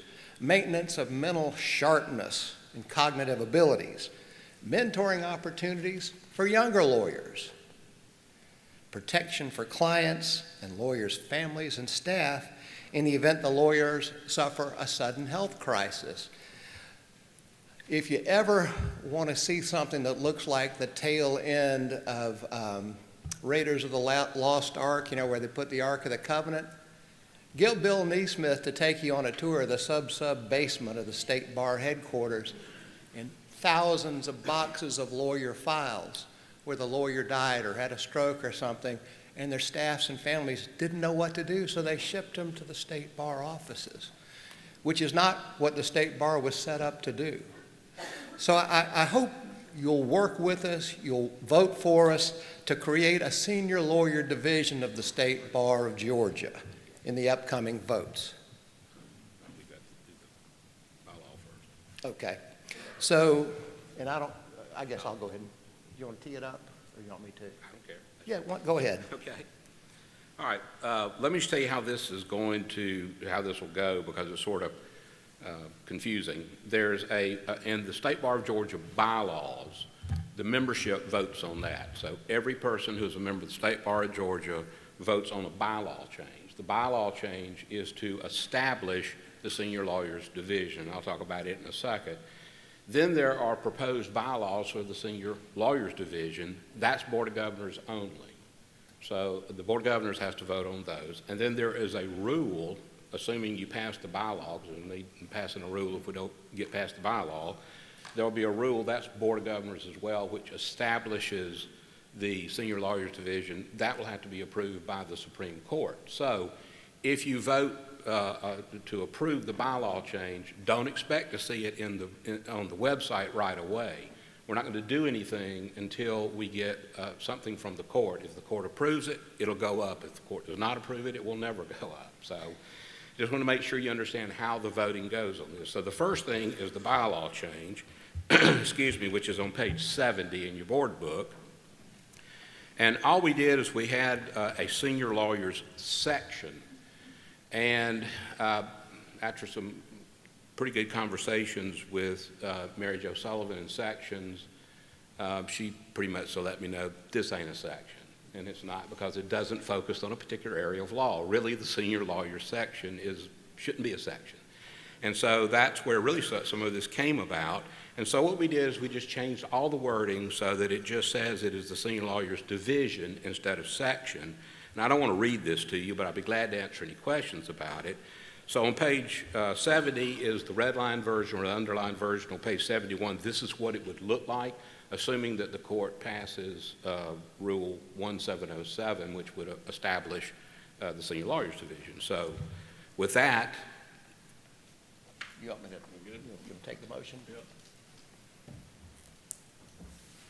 Okay. So with that, the first order of business is, do we have a motion to approve the proposed bylaw changes to Article 9, Section 2, Senior Lawyers Division, found on pages 70 through 71 as presented? And we have a second.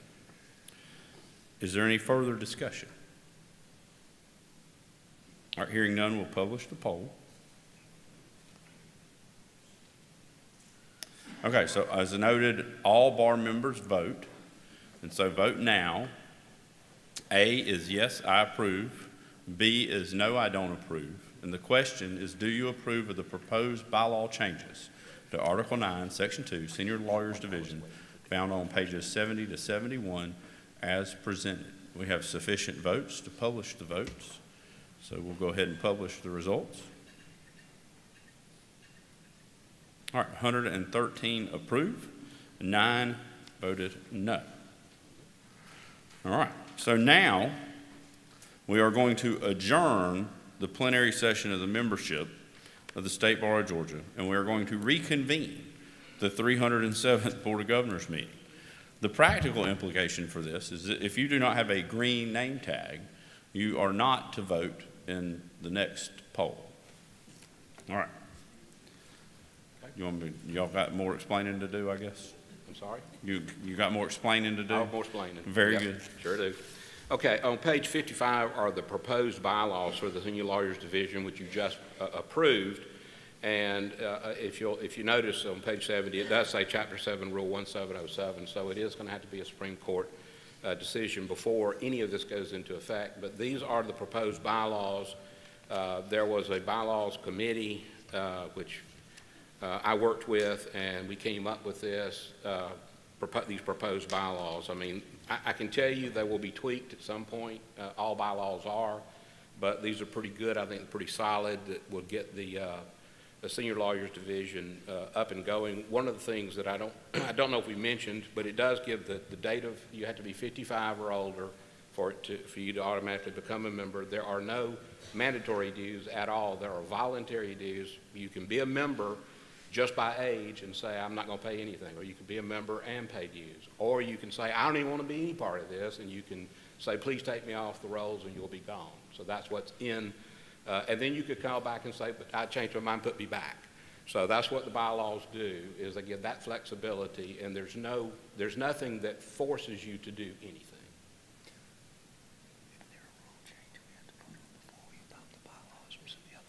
The other way around. Okay. Good? We're good. All right. So I'll now ask, is there a motion to approve of the proposed Senior Lawyers Division bylaws found on pages 55 through 69 of the board book as presented? Do we have a second? It's been moved and seconded. Is there any discussion? Seeing nobody rise for discussion, we will open the poll. And again, in this poll, we are now back in the Board of Governors meeting, so only people with green tag can vote who are elected as members of the Board of Governors. And the question is, do you approve of the proposed Senior Lawyers Division bylaws found on pages 55 through 69 of the board book as presented? A is yes, I approve, and B is no, I do not approve.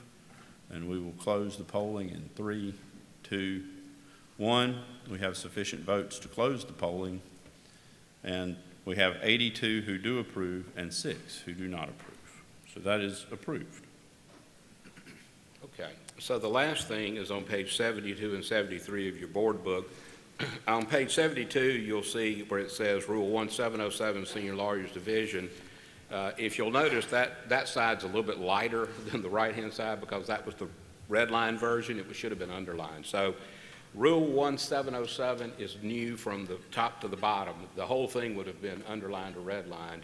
So it's not a change to a rule. It is an addition of a rule because we never had a Senior Lawyers Division. So what this does is just, if the court agrees, the court will be establishing a division of the State Bar of Georgia composed of all the members of the State Bar in good standing who have reached their 55th birthday prior to the close of the preceding annual meeting of the State Bar of Georgia. And then it just says this division shall have such organization powers and duties made prescribed by the bylaws of the State Bar and the division bylaws. So that will be a decision for the Supreme Court of Georgia. But for it to be a rule change, we have to have approval by the Board of Governors.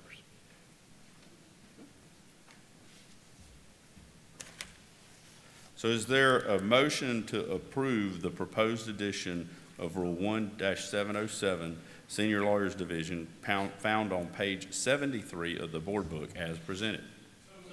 Second? Is there any discussion? Seeing no one rise for the discussion, we'll open the poll. Please go ahead and vote so that we can close the poll promptly and keep moving meeting. Do you approve of the proposed addition of Rule 1-707, Senior Lawyers Division, found on page 73 of the board book as presented? Again, only members of the Board of Governors vote. A is yes, I approve. B is no, I do not approve. Seeing that we have sufficient responses, we will close the poll. 84 members approve, 5 do not. It passes. That concludes the Senior Lawyers Division. If you'll give Bill Gentry a hand, and Bill Neesmith. Thank you. Thank you. Bill has had a real passion for this project and just done an excellent job shepherding that. So congratulations to Bill and thanks to all his hard work on the Senior Lawyers. All right, we now have one more rule for your consideration that has to do with membership status and pro bono service. So Bill Neesmith, if you'll explain that to us. All right, as it was already talked about earlier. One would hope this will be quick. Yes. Okay, Bar Rule 1202, membership status, which is the rule that goes over all of the individual statuses of membership in the State Bar of Georgia. And one of the things that was asked of President Cadle was to expand pro bono opportunities for lawyers that are like inactive lawyers. So after a lot of discussion about it, if you're an emeritus lawyer, you've always had that ability to be able to do pro bono work, but after discussions and getting some good input from the court and some other sources, we felt like there had to be at least some kind of CLE if you know, to at least in the area where you're going to do some pro bono work. So that's really what was added here with a new subsection G. But it does, the first change does start on page 39 where it just says members who elect inactive status may only practice for the limited purpose of providing pro bono legal services authorized by subsection G. So that's going to be also the theme. It'll say also with emeritus. So this is new. If you're an inactive status member, but you want to kind of keep your skills, you're doing something else, but you want to try and keep your skills sharp, or you want to be able just to do good for the community, you'll be able to do pro bono work, which you were not able to before. The same thing is on page 40 where it talks about emeritus status members, and it says they may not practice law except as authorized in G. So G is where the rubber meets the road, and that's on page 43. And it says, pro bono service for non-active status members, any inactive status member with at least 5 years of experience, of legal experience, and it actually was 7, but it dropped down to 5, which is just fine. Prior to electing an active status or emeritus status member, may represent clients in pro bono cases as long as the following requirements. So it's just like it was. I mean, you're going to have to be, it's got to be referred by a member. The pro bono matter must be referred to the member by an active pro bono entity. That pro bono entity must be approved by the Supreme Court of Georgia. So a question I get asked a lot of times with emeritus members was, I want to represent my next door neighbor and I'm going to do it for free. Sorry, that's not a pro bono entity, and that pro bono entity was not approved by the Supreme Court. So it is going to be, like Georgia Legal Services, Atlanta Legal Aid, places like this who have got processes in place to be able to make sure that those pro bono lawyers are providing the best legal assistance they can to people who need that help and need pro bono assistance. Also, you have to complete, and I do want to point out where that was said, only 1 hour. It's a minimum of 1 hour. You could actually, we want to make sure you've done at least 1 hour in the area, and every one of the as far as I know, all of the legal, Georgia Legal Services, Atlanta Legal Aid, all the other pro bono entities, they have a training process, and it'll be easy for them to do this. But, we would ask anybody who's inactive or emeritus and you're going to do anything like this, take all the CLE you want, but you've got to at least have something to jar your memory. And if you think about it, you're not really going to be able to go into a 1 hour CLE anywhere unless it was just ethics. That may not be in the area, and that CLE has got to be in the area of practice for pro bono. So you're probably going to have to get more than 1 because nobody's just going to have a 1 hour trial practice. So if there's any questions about it, I'll be glad to answer that. Yes? Yeah, go ahead. Or you got a mic behind you. I'll repeat the question, Katie. Okay. Okay.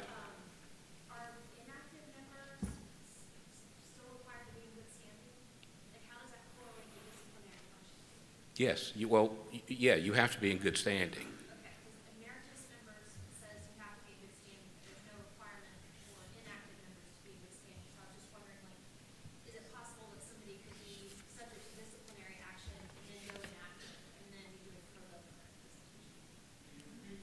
Yeah, so the question is, Katie's concern is whether or not somebody can be subject to disciplinary action, elect inactive status, and then do pro bono under the rule. Is that fair? Is it possible to do that? It does not say that like it does on emeritus, which is, maybe that is something we should add, and we certainly can. It should, I guess, if you look at inactive, let's see if it even says that. I don't think it does. Yeah, it's everywhere. Well, then, what we should do is add that. Yes, sir. I don't think you can.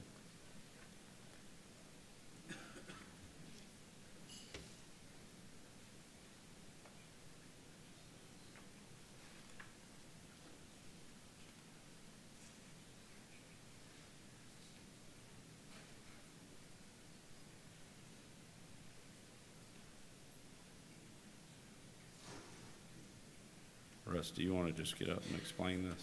Russ.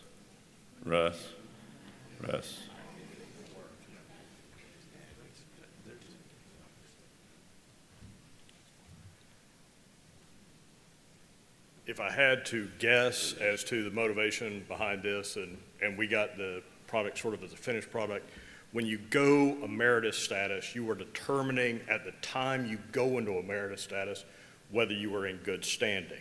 It's a one-time evaluation when you move into emeritus status. And then this is saying once you've attained emeritus status, in order to be eligible for the pro bono participation, you have to remain in good standing. If you're an inactive member, because you're paying that annual due, we're reevaluating on an annual basis, the same as we do as an active member, whether you remain in good standing.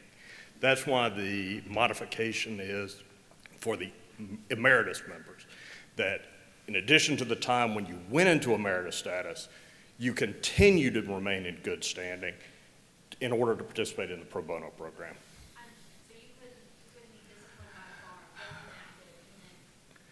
Correct. Any other questions? Yes. And I'll volunteer that when we first presented this, we had it at 7 sure years. about that. We moved it, and that was just picked because that's what it's required to be a Superior Court judge. Seeing you can go graduate law school, get your bar license, and go do pro bono work like immediately, 7 seemed a little bit of excessive, so we bumped that down to 5. So my question is kind of what you brought up in the beginning. If I'm inactive or emeritus, am I not able to represent a family member or a neighbor No, at all? at all. You can't do Okay. it now. And I you just- can't now. I just want to clarify. Yeah, no, Thank you. absolutely not. All right, with that, do I have a motion to approve amendments to Bar Rule 1-202 membership status as presented? All right, do I have a second? It having been motioned and seconded, is there any further discussion? All right, hearing none, we will open the poll. Oh, sorry. All right, yes.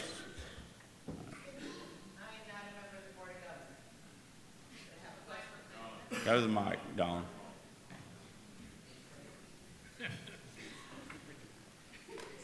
For those of us who might need the reminder, can you please define inactive status, what that means? Inactive status. What is it? It's on page 38A, inactive status members. Any member of the State Bar of Georgia may contact the membership department and elect to be transferred to inactive status membership, provided that member is not engaged in the practice of law, does not hold himself or herself out as a practicing lawyer or attorney, does not occupy any public or private position which the member may be called upon to give legal advice or counsel, and does not examine the law or pass upon the legal effect of any act, document, or law for the benefit of another person, company, or corporation. Members who are in active military service may choose inactive status if they so elect. That's it. Thank you for those who don't have words. Okay. All right, any further discussion? Seeing none, we'll open the poll. Please go ahead and vote so we can close the poll. This is only members of the Board of Governors, so as designated by a green badge. Do you approve the proposed amendments to Bar Rule 1-202 membership status found on pages 37 to 34 as presented? Only Board of Governors members vote. A is yes, I approve, and B is no, I do not approve. Seeing that we have sufficient responses, we will close the poll. And that passes 78-8. All right, and with that, we will move on to the awards and presentations portion of the program, and I will step down again.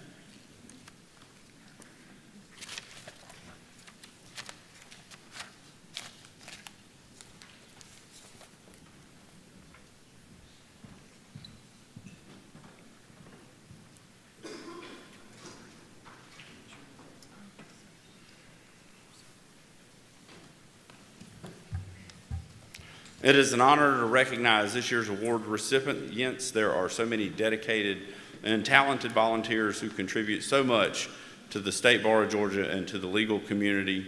We have a number of awards today. I have a whole script here.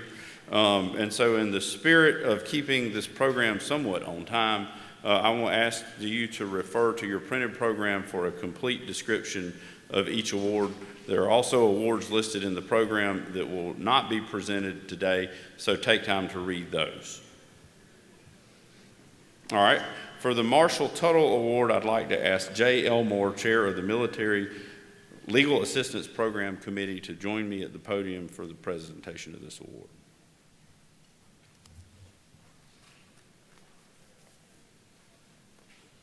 Before I make the presentation, I got permission to say just a couple of words about Mike Moynihan, who passed away this spring. I know the State Bar is going to have some function to remember him later, but He served as our point man for the Military Legal Assistance Program for years and connected hundreds of needy veterans and folks active duty with lawyers who had agreed to do this. He was a kind, gentle person. He took this on voluntarily, and I just want us to remember what a wonderful person he was and what he did for us.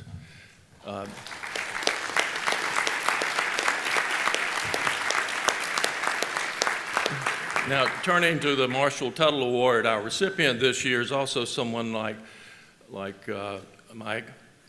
He is one of the most knowledgeable and effective lawyers in Georgia when it comes to the military law, particularly as to administration and discipline areas. And some of those areas included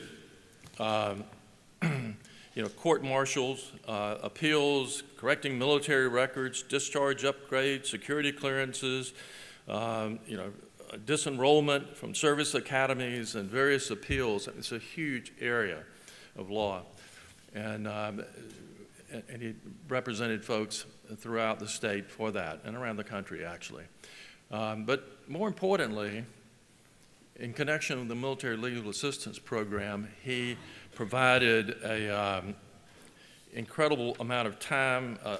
He was especially generous in his efforts to share his knowledge, and he was, anytime where you needed somebody to do something, he was prepared to do it, and he did it primarily on pro bono basis, where he represented National Guard members, he represented reservists, he represented veterans, and he spent incalculable hours of doing that, sometimes at our request, sometimes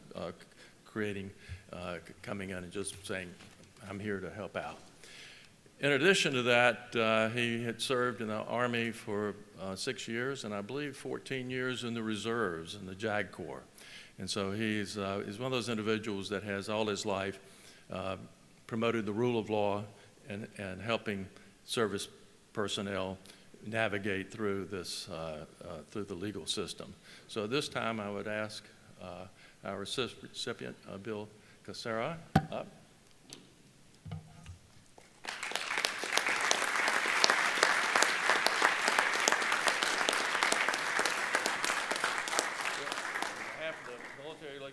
Assistance Program, the State Bar of Georgia, this plaque.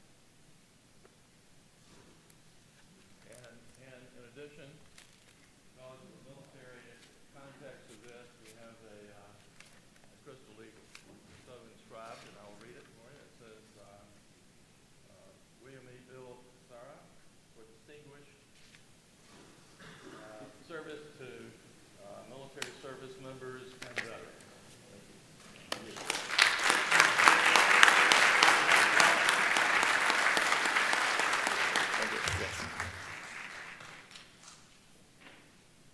Thank you, Jay, and congratulations, Bill. We appreciate your hard work. The next award is the Judge Willie Lovett Jr. Award for advancing the field of juvenile law, and I'd like to ask Justice Charlie Bethel to join me up here at the podium, and Ira Foster, member of the Child Protection and Advocacy section, is also going to join me as we present this award.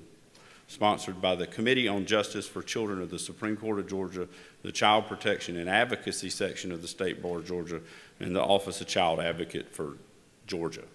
The Judge Willie Lovett Award for advancing the field of juvenile law is presented by, as I just said, the Child Protection and Advocacy section in partnership with the Committee on Justice for the Children of the Supreme Court of Georgia, and is given to a lawyer or judge who is a member of the Child Protection and Advocacy section and donates their time or practice to advancing the field of juvenile law. This award is named in memory of Juvenile Court Judge Willie Lovett, and this year's award is presented to Honorable Talia Johnson Nurse, Associate Judge, Douglas County Juvenile Court.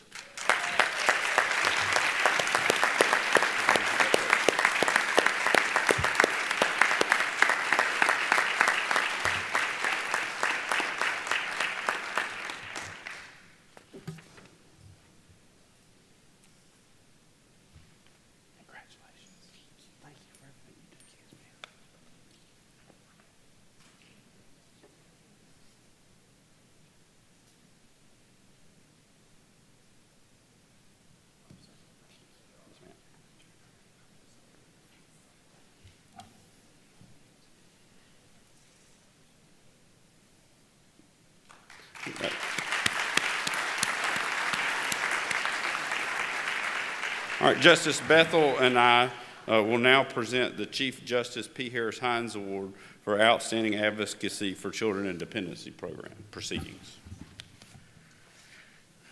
Thank you, short timer. I know the hour is approaching lunch, and so I will try to be brief other than to say Justice P. Harris Hines would have been delighted to see you, each and every one of you. He loved people, and he loved young people especially. And so when we honor those practitioners who do the difficult and important work of serving young people in our justice system, it's a privilege to do so in his name and in his memory. Justice Hines was notorious, or well known, I guess, for sort of his constant admonition to be kind. And I would echo that for you today. I think that he probably knew that it was good for us, but it was great for our kids to see us being kind to one another. And I will only add, as I curtail as you know, we are awaiting a new member of our court. That means there will be administrative shuffling. I don't know whether my new chief will allow me to stay as the chair of Justice for Children or reassign duties. I will reserve my 30-minute speech about Justice for Children, other than to say this. In echo of some of the comments that have been made today by the chief from my court and Chief Mercier about the rule of law, we live in a media-flooded culture. And I will observe for those of us who work in and around, and sometimes unknowingly around, young people, cynicism and sarcasm are not only a poison to them, they are very difficult for them to understand, literally, if you want to research it. I mean, kids don't get sarcasm at the earliest until about 6. And mostly up until about 12. I mean, the research shows. And so as we cultivate those tones of voices that we have, and I will say this, when I started teaching youth athletics before my kids were even around, I did it at home, my dad said, you know, Charlie, keep in mind, little kids don't get sarcasm. I don't know why he thought he needed to say that to me, but it is true. They usually either don't understand it or interpret it as a joke at their expense. And cynicism teaches them that the world is not a safe place. And while we all see the risks of this world, it is not in the best interest of our society to raise children who do not feel safe in this world. And so I just want you to, as you think about the rule of law and how we talk about it, think about how we do so around young people especially. As you know, we have 2 awards under the Hines Award. One is an attorney position. Our attorney award winner is not able to be with us. I am going to talk about her briefly, but we are going to fully brag on her at the next Justice for Children committee meeting, but she couldn't be with us. And one is for a non-attorney award winner who is with us today.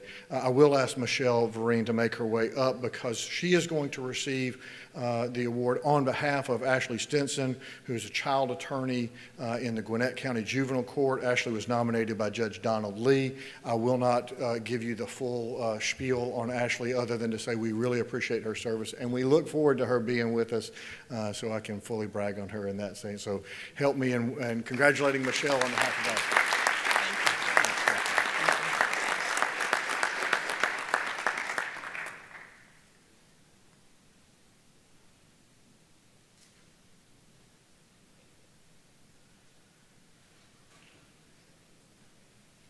All right, this one's going to be a little bit longer, but you're going to be glad it is. Our non-attorney Hines Award for 2025 is Quindula Wright, who serves us in Worth County, Georgia. For those of you who haven't recently been in your 8th grade studies and aren't familiar with outside the metro area, Worth County, Sylvester, this is that beautiful area between sort of Tifton and Albany, right? Am I right? Geographically? Yes, okay. So, to make sure I'm right. So Quindula is the permanency supervisor for Worth County DFACS. And she was nominated by Judge Render Hurd, who I learned last night was actually her SAG along the way, on his way to the bench. She has over 20 years in child welfare service. If you look through the documents supporting her nomination, we see dedicated, hardworking, committed, high character, integrity, repeated over and over again, a consistency of character that is reflected in her work, in her service, not just to her children and to the young people, but also to the staff in Worth County and in DFACS, which certainly comes through loud and clear. She is described consistently by others as an inspiration. Even more impressive given the fact that she is on the back end of beating cancer, continuing a fight wherein during the midst of surgeries and chemotherapies, again noted by the judge and other folks in service with her, never missing a beat, always worrying about others and making sure that their caseload is not excessive, and making sure that the young folks in the office have guidance and have service. She is described by her county director as an exceptional leader and supervisor. When I looked through the documentation of her work, I thought I should just mail it back to my undergraduate management class teachers, because she manages people with love and instruction. And so it's not just leader, but it's also supervisor, and managing those two together in the same place is a difficult thing to be done, especially in an environment where the emotion of the cases can be so high, and we're thankful for her investment in that respect. She has acted for several years now as the supervisor for Worth County Department of Family and Children's Services social work interns. So again, outside of her responsibility, she is taking on and training the next generation of people who will serve us in this place. And she's served for over a decade now on the advisory board for Albany State University's School of Social Work, again, investing in the community. She makes me remember that I shouldn't complain about long days, because I can read through that they're all long days in Quandula's world, and I'm thankful for her service. And will you please help me in recognizing her as the 2025 Heinz Award winner?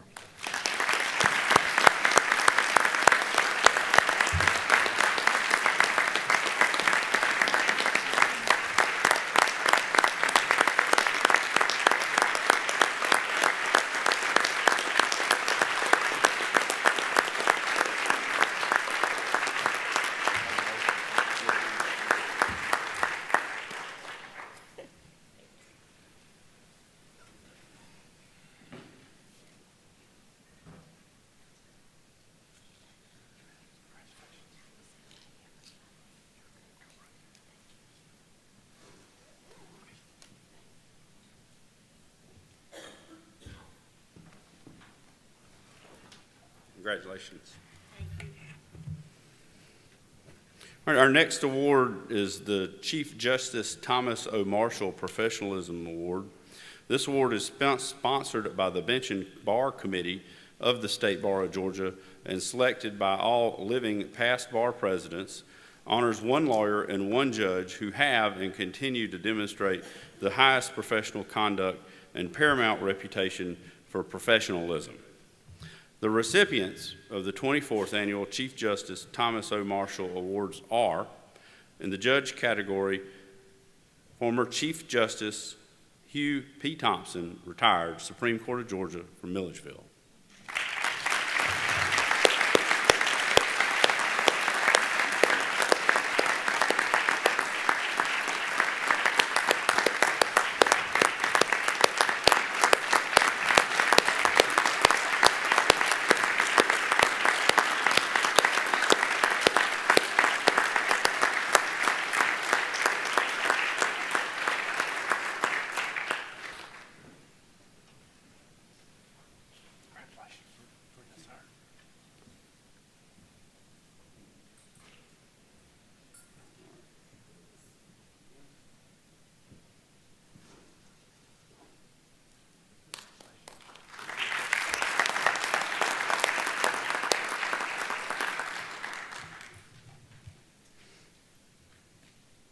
For the 24th Annual Chief Justice Thomas O. Marshall Professionalism Award, in the lawyer category, the award recipient is Patrice Perkins Hooker.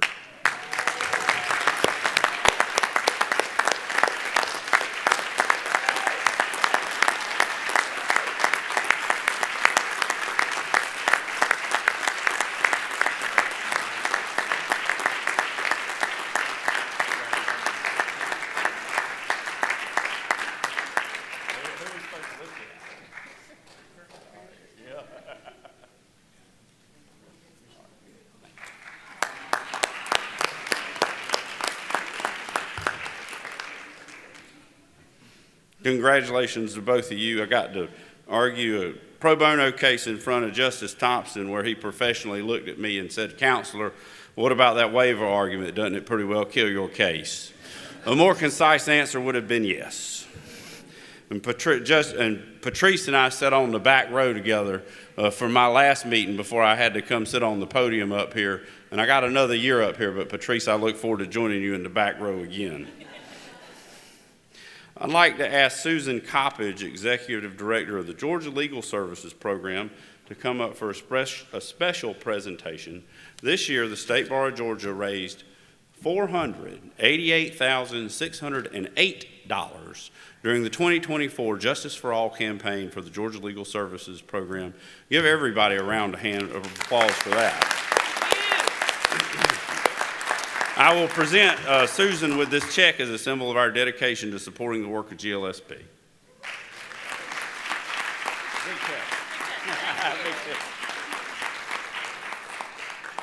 Thank y'all. Yep. No comment. All right, I'd like to acknowledge our corporate sponsors and present them with a plaque of appreciation. We are very thankful for the support of our sponsors. They truly help make meetings like this possible. If you've noticed, we've got a lot of exhibitors out there. We have exhibitor bingo. Please go talk to them. A lot of them have resources that you don't know that you need that will help you in the routine practice of law or things that you can take back to your communities. And so I really encourage you to visit with them and make their time worthwhile so that they'll come back and help us, frankly, keep the cost of these meetings less than they would be without them. So I3 Verticals, John Kenyon, if you'll come up and accept your award. Is John in here? He's probably out in the hall. All right, well, we will get these awards to them. And then Five Gavel Member Benefits, Inc. Want to recognize them. We have an award, and Lynn Mears will accept that. And then we have One Gavel Milestone Reporting, is Shanika Lubin here. Right. Nonetheless, we want to acknowledge our sponsors and thank them, and you can best do that by going and seeing them outside. They'll be here after this meeting, and they'll be here after the meeting tomorrow, so make sure you go and speak to them and say hello. Moving on to our local and voluntary bar activities awards. For ease of presentation, the bars and individuals who will be receiving these rewards will receive them all at the same time. Local bars are eligible to receive the following awards for their work throughout each bar member. There's an award of merit that is given to voluntary bar associations for their dedication to improving relations among local lawyers and devoting endless hours to serving their communities. The Law Day Award of Achievement is presented to the local or voluntary bar associations that best plan Law Day activities in their respective communities to commemorate this occasion. The Best New Entry Award is presented to recognize the excellent efforts of those voluntary bar associations that have entered the Law Day or Award of Merit competitions for the first time in 4 years. We have a newsletter award that is presented to local and voluntary bars that provide the best informational sources for their membership. We have a website award that is given to local and voluntary bar associations with websites that exemplify excellence in usefulness, ease of use, content, and design in meeting the needs of the website's targeted audience. The President's Cup is a traveling award that is presented annually to the local bar or local voluntary bar association with the best overall program. And the Thomas Burnside Leadership Award honors an individual for a lifetime of commitment to the legal profession and the justice system in Georgia through dedicated service to a local voluntary bar, practice bar, or specialty bar area of practice. This year's recipient is Angela Shu, as nominated by the the Georgia Asian Pacific American Bar Association. Ms. Shu is unable to accept the award at this time, so Justice Carla Wong McMillan will accept on her behalf. Justice McMillan.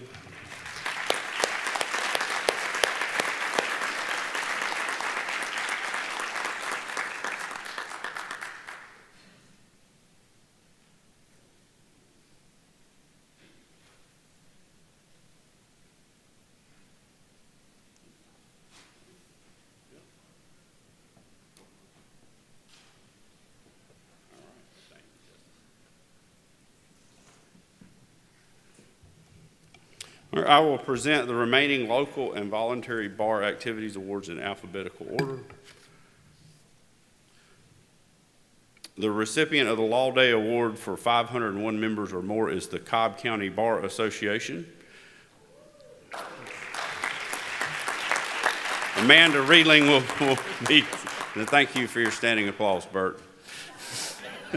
Will accept the award.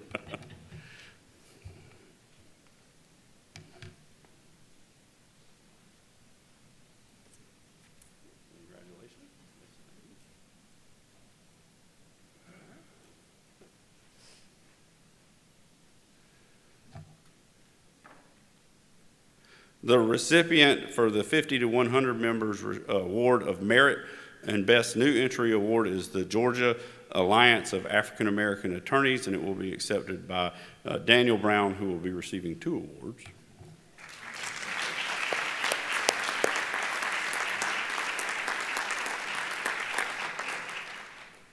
Okay. Those are easy. All right, the recipient of the Award of Merit, Best Newsletter Award, and Best Website Award is the Georgia Asian Pacific Bar Association, and Justice McMillan will come and accept that one as well.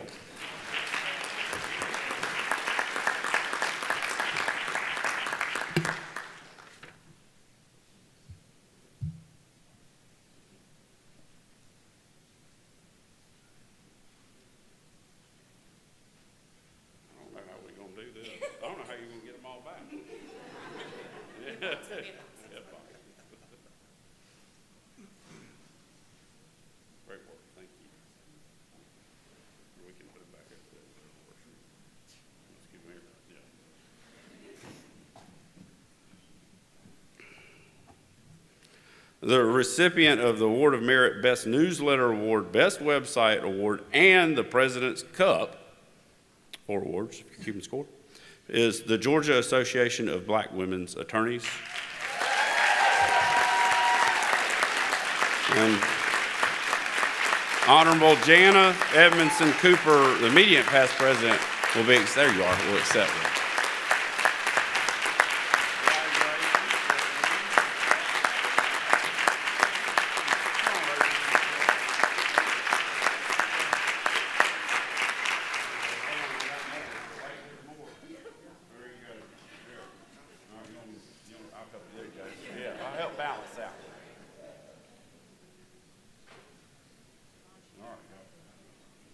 Thank you, ladies.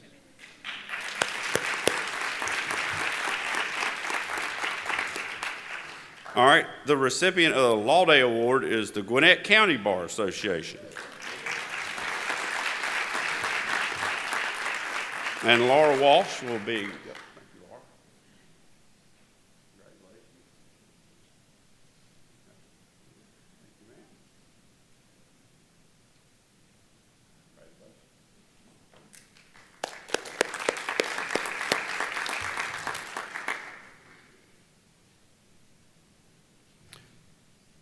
Next, the recipient of the Award of Merit and the Law Day Award is the Newton County Bar Association, and that will be accepted by Terry Doakey.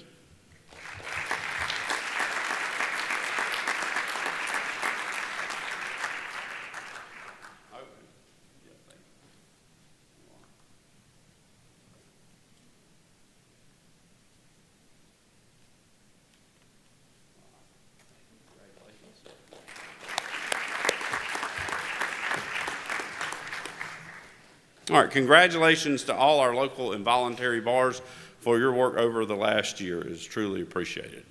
Section awards are presented to outstanding sections for their dedication and service to their areas of practice of law, for devoting endless of hours of effort to the profession.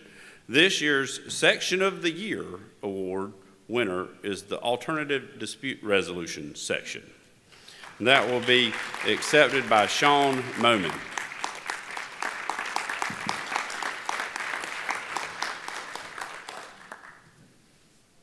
I don't think Sean is here.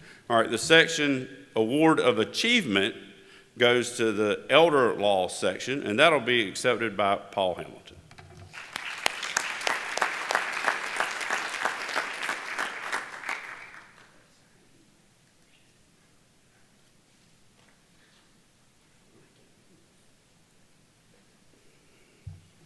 All right, we're moving on to the 14th Annual Georgia Legal Food Frenzy Competition. We had 105 law firms, legal organizations, and in-house counsel and courts across Georgia representing more than 9,150 employees who raised a grand total of $714,936.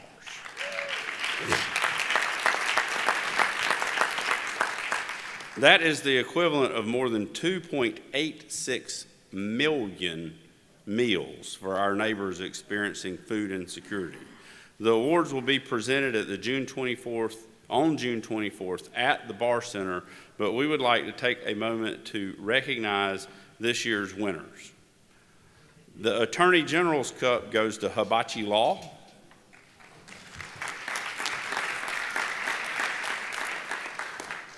The Bar President's Award goes to Greenberg Traurig.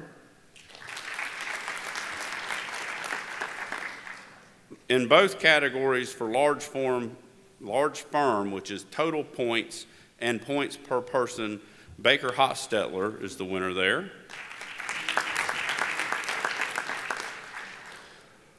Cleveland and Horst won in 2 categories for medium firm, total points, and points per person. Woohoo!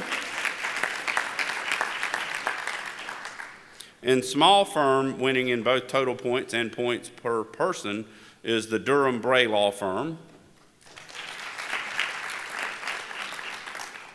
And sole proprietor total points, the law office of Nathan Hollis, PC, won that one. Sole proprietor points per person was Adam Law, LLC. Corporate in-house counsel total points was Chick-fil-A Incorporated. The corporate in-house points per person was Serta Simmons Bedding, LLC. The judicial total points was the Magistrate Court of Fulton County. The judicial points per person was the Augusta Superior Court judges. Legal organization total points and legal organization points per person was the Georgia Tech Office of the General Counsel.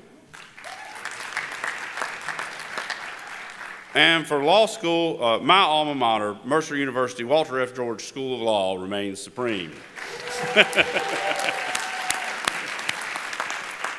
Congratulations to all of our award winners represented here today. And that brings us, if I'm reading my program right? Yep. All right, that brings us to the end of our program. I will take a moment that I guess I somewhat forfeited earlier for your entertainment and my humiliation to thank each and every one of you. This has been an outstanding year. This is a true community, and being part of that community is really the reward for serving as your bar president. And so I want to thank each and every one of you for the confidence you've had in me, for sometimes the criticism that you have given me, and everything far and in between. So it's been a real honor. It's been a great experience for me personally. I hope you have enjoyed the bar year. I look forward to seeing Chris fix all of my mistakes and do a great job. And so I'm excited to hand the gavel over to him and see him lead his first Board of Governors meeting tomorrow night. But I genuinely want to thank each and every one of you. It has been an incredible experience, and I'm very grateful for it. Thank you.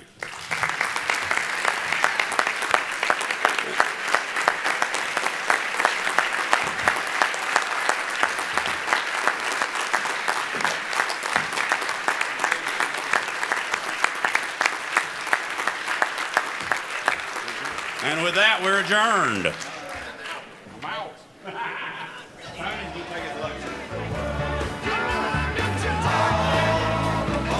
About that time.